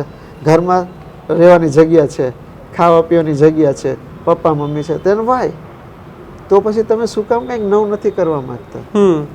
આપણે પપ્પાના પદોનું બધું એમ જ રાખવું છે. તમે તમારી કંઈક નવી પથ તો તમે કરો. આપણે કે ને કેડી, તમારી નવી કેડી તો કંઈક ઊભી કરો કરીને, કોઈ કરવા જ રાજી નથી. તો દેટ ઇઝ ધ થિંગ કે ભાઈ તમે કંઈક નવું કરો, જૂના જેના અનુભવો છે ને તમે એને રિયલી રિકોગ્નાઇઝ કરો. તમે એમ ન સમજો કે હવે દુનિયા બદલાઈ ગઈ છે, વિચારસરણી બદલાઈ ગઈ છે, પણ અલ્ટિમેટલી જે છે ને એ આપણી સભ્યતા અને સંસ્કૃતિ જ છે કે જેના કારણે અત્યારે હવે જો તમે અત્યારે માનો છો ને કે આજે વેસ્ટર્ન કન્ટ્રી બધી આપણે ઇન્ડિયન કલ્ચરને એડોપ્ટ કરે છે, અનફોર્ચ્યુનેટલી આપણે રિવર્સ જાય છે. આ આઉટ ઓફ ધ વે છે, પણ આ શું છે, તમે કન્ટિન્યુ ફોરેન કલ્ચરને અત્યારે કોઈ રહેવા સાથે મા બાપ સાથે રહેવા નથી માંગતું, રાઈટ? શું કામ ભાઈ? વાઈફ આવે છે તો કે ના, વાઈફને અલગ રહેવું છે, મા બાપ સાથે નથી રહેવું. તો જ્યારે બહુ ખરાબ સમય આવે ને ત્યારે ખબર પડે છે કે ફેમિલી શું હોય છે. તો આ વસ્તુ અત્યારે રિવર્સ થાય છે યુરોપ, અમેરિકા, ઇંગ્લેન્ડ, વેસ્ટર્ન કન્ટ્રીમાં. હવે બધા મા બાપ સાથે રહેવા લાગ્યા, મા બાપ દીકરાઓ સાથે રહેવા લાગ્યા. આપણે જ અહીંયા સૌથી મોટી વસ્તુ એક તો ન કહેવાય મારે, આપણે અહીંયા મોટું વૃદ્ધાશ્રમ ખુલ્યું, કદાચ ગુજરાતનું મોટું વૃદ્ધાશ્રમ હશે, રાજકોટના છેવાડે કામ ચાલે. ગર્વ લેવી જેવી વાત છે. તમે મને ખાલી હા કે ના કહો. બિલકુલ સર, નથી લીધા. જો તમે એમ કહો કે આ ગર્વ લેવા જેવી વાત છે કે અમે વૃદ્ધને સાચવીએ છીએ, તો જે સાચવીએ છે ને એને ગર્વ લેવા જેવી વાત છે. રાજકોટિયન્સ આપણે જે છે એને ગર્વ લેવા જેવી વાત નથી સાહેબ. તમારા ફાધર, તમારા જેના થકી તમે છો, એ લોકો ત્યાં વૃદ્ધાશ્રમ એનું કોઈ સગું નથી. આ તો આશ્રમવાળા લોકોની ભલમનસાઈ છે કે એ લોકો તમને સાચવે છે. તો આખા ઇન્ડિયામાં મને નથી ખબર કે મોટા મોટા વૃદ્ધાશ્રમ આવા ખુલ્લા છે. આજે બિહાર, બંગાળ, ઓડિશા તરફ ઘણી ગરીબી છે, બરાબર છે, છતાં એ લોકો મારતા કૂટતા પણ મા બાપને સાથે રાખે છે, રોજ બાંચતા પણ હશે. મા બાપની વાત આવે ને તો એ લોકો મા બાપને એમ નથી કહેતા હવે તમે દૂર રહ્યો, હવે બહાર રહ્યો, કાં મૂકી આવે છે કોઈ પણ બાને. તો એ કેટલી ખરાબ પરિસ્થિતિ કહેવાય. તો એ આપણે અહીંયાના માણસોએ, યંગસ્ટર્સને સમજવું જોઈએ કે આપણે જેના તમારી જેની હસ્તી છે ને, તમારા કારણે, જેના કારણે એ હસ્તીને જ તમે વિચારવા જેવી વાત છે કે તમે એકવાર તો દિલથી 10 મિનિટ એકદમ સિરિયસલી વિચારો કે હું શું કરવા જઈ રહ્યો છું. બિલકુલ બિલકુલ. તમને તમારો દીકરો એમ કહેશે ઘરેથી બહાર નીકળો, તમારું કરી લેજો, તો આ રેમન્ડ્સનો સાચામાં વિજયપત સિંઘાનિયાનું ઉદાહરણ છે. આવા ઘણા છે, પણ આ બહુ ચઈગું છે. આજે એની સ્થિતિ કેવી હશે કે એને સરસ મજાનો દીકરો મારો છે કરીને બધું એના નામે કરી દીધું, બધું થઈ ગયું. દીકરા તો શું ઇન્સિડન્ટ છે આપણને નથી ખબર, પણ એટલી હકીકત છે કે એને બાપને સાથે તો નથી રાખ્યો, એટલું રાખી તો શકે ને, ભલે બીજું બધું કંઈ પણ હોત, પણ નથી રાખ્યો. તેની હાલત કેવી થાય? આજે હું હું ફાઇનાન્શિયલ એડવાઇઝરની જેમ કામ અત્યારે, હવે હું પહેલાં બધાને એમ કહેતો કે ભાઈ તમે સમયસર બધું કરો, પણ હવે હું એમ કહું છું તમે વિલ બનાવી દો. અત્યારે કોઈ વસ્તુ છે ને તમે તમારા દીકરાના નામે ન કરતા, તમે મોટી લેગસી બનાવો, કરો. જ્યાં સુધી તમે હયાત છો ને ત્યાં સુધી દીકરા દીકરીનું કાંઈ નહીં. ઘણા લોકોને ખરાબ લાગશે, પણ હું એમ સાચું જ માનું છું. એનું કારણ છે દીકરા ખરાબ નથી, આવનારી વહુ પણ ખરાબ નથી. પરિસ્થિતિ એવી બની જાય છે કે એ વસ્તુ એ બાજુ લઈ જાય છે. ત્યારે છે ને આપણે ધર્મ સંકટમાં પણ પડીએ છીએ અને ઘણીવાર એવી સિચ્યુએશન થાય છે કે આપણે એ પ્રમાણે કરી દેવું પડે છે. તો બેટર છે કે અત્યારથી તમે કાંઈ ન કરો. આપણે તો દીકરાને તો આપણે કાંઈ કરી નથી શકવાના કે એને કાંઈ ધૂતકારવાના નથી. આપણા પોતાના દીકરાઓએ કેમ કે મા બાપ માટે અલ્ટિમેટ ગમે એટલો ખરાબ દીકરો હોય ને મા બાપ માટે સારા દીકરા દીકરી જ હોય છે. એટલે ત્યાંથી તો કાંઈ તકલીફ નથી થવાની, રિવર્સ થાય પણ મા બાપ કોઈ દી એમ ન કે હાલ ભાઈ જવા દે. સર બીજી સભ્ય સમાજની વાસ્તવિકતા સર એ છે આજકાલ આપણે જોતા હોઈએ છીએ કે એક વ્યસનના કારણે કેટલાય પરિવાર આપણી આસપાસ આપણે જોતા હોય છે, આખો પરિવાર બરબાદ થઈ જતો હોય છે, આખો માળો વિખાઈ જતો હોય છે. કેટલાય યુવાનો મેં પણ મારી આસપાસ જોયા છે કે ભાઈ ગામડેથી આવતો હોય એક મિડલ ક્લાસ બેકગ્રાઉન્ડમાંથી શહેરમાં અભ્યાસ માટે આવતા હોય, એજ્યુકેશન માટે આવતા હોય, એ યુવાનો 16-17 વર્ષનો યુવાન અહીંયા સિગારેટ ફૂંકતો હોય, એનો બાપ ખેતી કરતો હોય. આવા યુવાનો વ્યસનથી દૂર જાય અને એમને કંઈક આ દુનિયાનું ભાન થાય, આને શું પ્રેરણા આપશો? જો આ નશાની જે આપણે વાત કરેલી કે ભાઈ ઘણા બધા એવી પિક્ચર્સ, એવા સ્ટેજીસ, એવા ડ્રામા, ઘણું બધું અત્યારે તમે વોટ્સએપમાં બધી જગ્યાએ રીલ્સ ને બધામાં જુઓ છો. ઇવન આટલા વર્ષોથી સિગરેટના પેપર ઉપર છપાય છે કે કેન્સરમાં સિગરેટ કેન્સર થશે, છતાં પણ માણસો એ જે 5 મિનિટનો તમે એમ જે કહો છો ને કે 5-10 મિનિટ મજા આવી જાય, તો 5-10 મિનિટની મજા લેવા કરતાં કંઈક એવું કરો ને કે જિંદગી આખી મજા આવે. નશો કરશો તો કદાચ તમને એમ થશે હું 5 મિનિટ મજા કરી લઉં છું, કોકની સામે કદાચ છાકો પાડી લઉં છું, પણ મને એમ લાગે છે ને કે આજે બધી મોટી મોટી કંપનીમાં બધી જગ્યાએ ધીરે ધીરે સિગરેટનું ઓછું ચલણ થતું જાય છે કે ભાઈ અહીંયા સ્મોકિંગ હશે તો તમે. હવે હું તમને બહુ સાદો ને કોમન દાખલો દઉં કે સાહેબ કે તમને ખ્યાલ હોય કે આજે બધી જગ્યાએ જે છે ને એરપોર્ટ ઉપર મોટી મોટી જગ્યાએ બધા છે ને સ્મોકિંગ રૂમ અલગ બનાવેલા છે, રાઈટ? તો હું જો બીજી રીતે વિચાર કરું તો એમ થાય ને કે સ્મોકિંગ ઇઝ એવોઇડેબલ. કોઈ લાઈક નથી કરતું ભાઈ તમારે પીવીને જઈને ખૂણામાં પી આવો. એનો મતલબ શું થયો કે એક સભ્ય સમાજના 10 જણ બેઠા છો ને તમને સિગરેટની આદત થઈ ને ભાઈ સિગરેટ ખરાબ છે, તારે પીવી તો જો તારો અલગ રૂમ ખૂણામાં પડ્યો છે ને તમે ત્યાં જઈને આવો, તો એ કેટલી ખરાબ વસ્તુ ન થઈ? તમે બીજી રીતે વિચારો કે ભાઈ મને આ સમાજમાંથી એને બહાર કાઢી દીધો, કોમન મેનમાંથી મને બહાર કાઢી દીધો કે તું અનકોમન છો. અનકોમન એટલે ગ્રેટનેસ નથી, ઓલી રીતે સી ધ થિંગ કે સિગરેટ પીવી તો તમે ત્યાં વયા જાઓ, એરોપ્લેનમાં સિગરેટ પીવા નથી દેતા કે આ બધા છે. તો એક સ્મોકિંગ ખરાબ છે પણ એ સ્મોકિંગ તમે કરો છો એનો મતલબ એ સિગરેટ એ ખરાબ જ છે. તમને એમ લાગે છે કે મેં જરાક મજા કરી, પણ હકીકતમાં તમે તો ખરાબ તમારી જિંદગી થવાની જ છે. ધુમાડાના કારણે બીજાને એ ખરાબ કરશો. આમાં મજા ક્યાં આવી કાંઈ નથી ખબર. લોંગ ટર્મ બધું ખરાબ ને ખરાબ જ છે. એ પછી કોઈ પણ જાતનો નશો હોય તમે તમારા દીકરાને છે ને ગમે ત્યાં મોકલી દેજો, એને એકવાર છે ને જે કરવું હોય ને કરવા દેજો, એને કહેજો આદત ન બને. એનું કારણ શું છે આ કહેવાનો મતલબ? એને છે ને સારા નરવાની ભાન થઈ જશે, ખોટી જગ્યાએ ગયો છે. હવે હું તમને કહું તમે તમારા દીકરાને કહેજો કે તું જ્યાં જ્યાં જા ને જે કર ને તું મને કહેજે. જો તું નથી કહી શકતો ને જે વસ્તુ તો સમજી લેજે એ ખોટી છે. તું બહારે જાસ, સરસ મજાનું શરબત પીધું, રસના પીધું, કોલ્ડ ડ્રિંક પીધું, બધું પીધું, તે કીધું કે હું ત્યાં ગયો તો મેં મિલ્કશેક પીધું, મેં ડોસા ખાધા, ઇડલી ખાધી, ઓકે. બહાર નીકળીને સિગરેટ પીધી તું કેસ નથી કહેતો, દોસ્તારો સાથે સિગરેટ પીધી નથી કહેતો. શું કામ? ખરાબ છે એટલે ન કીધું ને. તો બેક ઓફ માઇન્ડ જે ખરાબ છે તમને ખબર છે છતાંય તમે કરો છો, તેનો મતલબ એમ છે કે એ કરાય નહીં. સાવ કોમન વસ્તુ છે કે જે તમે વસ્તુ જાહેરમાં નથી કહી શકતા કે મેં આ કર્યું, એ ડેફિનેટલી ખરાબ છે. આજે હું કાંઈક કરવા માગું છું, મેં કાંઈક કર્યું છુપાઈને અને હવે હું બહાર નથી કહી શકતો, એનો મતલબ એ પાછું કામ ખોટું જ હતું. સાવ સિમ્પલ કે જાહેરમાં જે તમે નથી કરી બોલી શકતા, કરી શકતા કે કરાય નહીં, એ વસ્તુ ખોટી જ છે. સાવ સિમ્પલ છે. વ્યસન તો કેટલા બધા નશા છે જિંદગીમાં. શું કામ સિગરેટ અને આઈ મીન કે આવા જાતના વ્યસન ઉપર પડો છો કે જિંદગી બરબાદ જ કરે છે. આખું પંજાબ બરબાદ થઈ ગયું સાહેબ, ડ્રગ્સના રવાડે ચડીને પંજાબ આખું બરબાદ થઈ ગયું. નહીં તો પંજાબ સૌથી વેલ્ધીએસ્ટ રીઝન હતું, આપણું રાજ્ય હતું, બરાબર. જાઓ ત્યારે તમને બધું બરાબર. અત્યારે ગેંગસ્ટર્સ અને ડ્રગ્સ પંજાબ હાલત ખરાબ કરી નાખી. અત્યારે પંજાબથી દિલ્હી તરફ ને બીજી તરફ તમારે ખબર હોય કેન્સર સ્પેશિયાલિસ્ટ ટ્રેન દોડે છે, બધા કેન્સરના જ દર્દીઓ હોય છે. એ કેન્સર ટ્રેન જ કહેવાય છે કરીને. શું કામ? બધા ડ્રગ્સ, વાઇન, વિસ્કી, જે કંઈ પણ હોય, સિગરેટ, બધા આખું બરબાદ થઈ ગયું પંજાબ. એ તો જીવતો જાતો દાખલો છે. તો તમે ભાઈ અહીંયા આપણે બધા ફાકી ખાય છે. હું તમને કહું છું સાહેબ, હું બિહાર બંગાળમાં ફરીને આવ્યો, ફાકી નામની વસ્તુ કોઈ નથી ખાતું. બરોબર, ત્યાં ખેની ખાય છે તો એ દિવસમાં એકવાર એ લોકો ખેની ખાતા હોય, પણ એનાથી ખરાબ નથી એ વસ્તુ. એ એવી ખરાબ નથી જેવી આ ખરાબ છે. ફાકી ખરાબ છે. અત્યારે સાહેબ બોલવામાં વાંધા પડે છે ખાતા ખાતા. કેન્સરના સૌથી વધારે કેસો ધીરે ધીરે ગુજરાત તરફ આવવા લાગ્યા છે, માઉથ કેન્સરના. તો ફાકી આપણે ખાય છે, મોટા બધા માણસો ફાકી લઈ લઈને ફરે છે.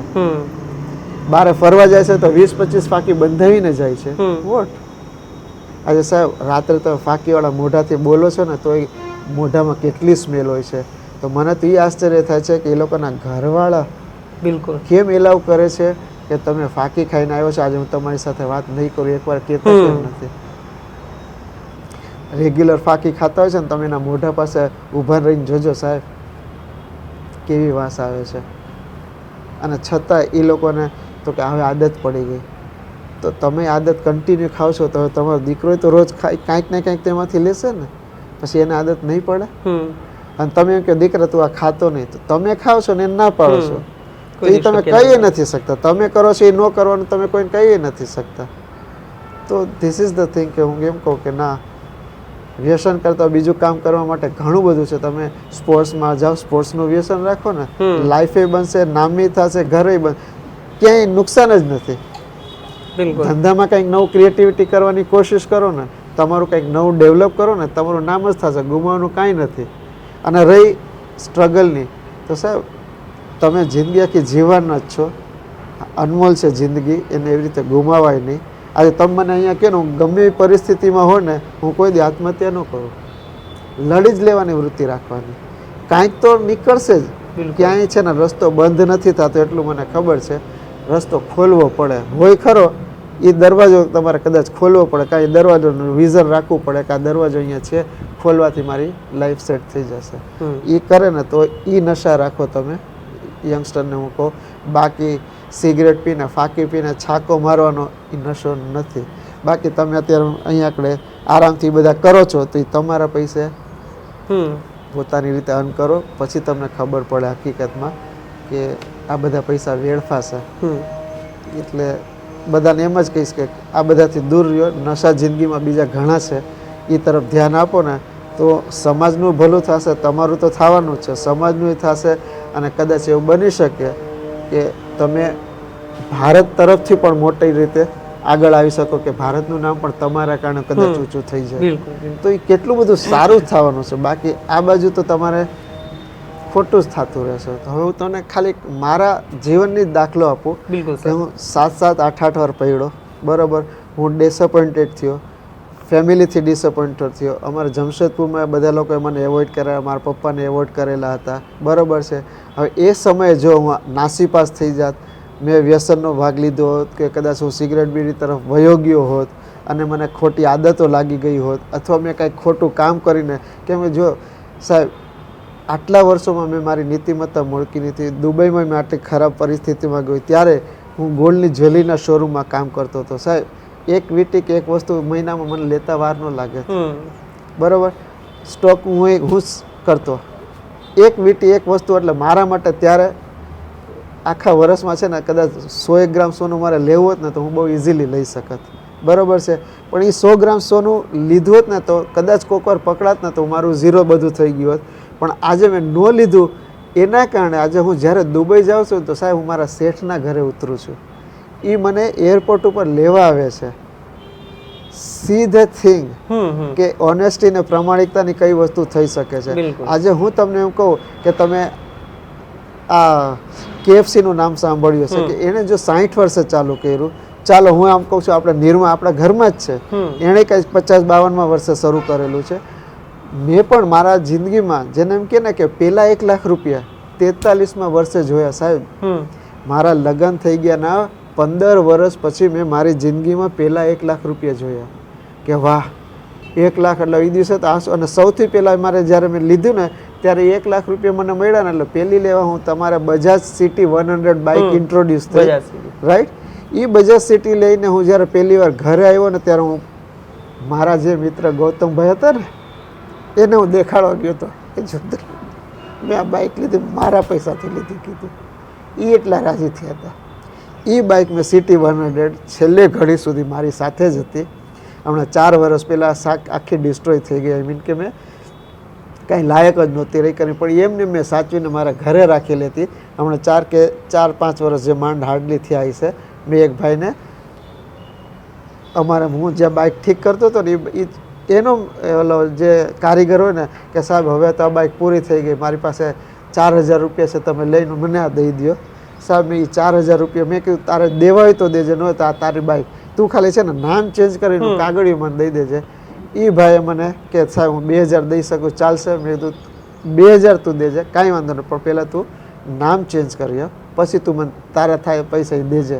સાહેબ 2001 રૂપિયા દઈ ગયો હતો, મેં એને દઈ દીધી હતી એ બાઇક. મારે એ રાખવી જોઈએ, મારા સ્ટ્રગલની હતી, પણ એને પણ વધારે ઓલાને કામ હતી. ભલે મારા 2000 મારા માટે બહુ મોટી મહત્વ નહોતું, પણ કદાચ એમ થયું કે એને એમ કહેતો હતો હું કારીગર છું, મારી રીતે કરીને હું ચલાવીશ, મને 2000 મને દઈ દઉં. મેં એને દઈ દીધી હતી. તો કહેવાનો મતલબ 43મા વર્ષે પણ જો મેં 25 વર્ષ સોલિડ સ્ટ્રગલ કરી, મેં ક્યારે મારી નીતિમત્તા કે મેં મારું કેરેક્ટર ગુમાવ્યું નહોતું. Choice is yours. ખૂબ ખૂબ આભાર સર, અમારી સાથે જોડાયા અને જે રીતે તમારી આખી જીવન સફરની શરૂઆતથી આજ દિન સુધીની વાત કરીને કેટલા એવા લોકો કે આપની સ્ટોરી કદાચ એમના માટે પ્રેરણારૂપ બનશે. Thank you so much sir. Thank you.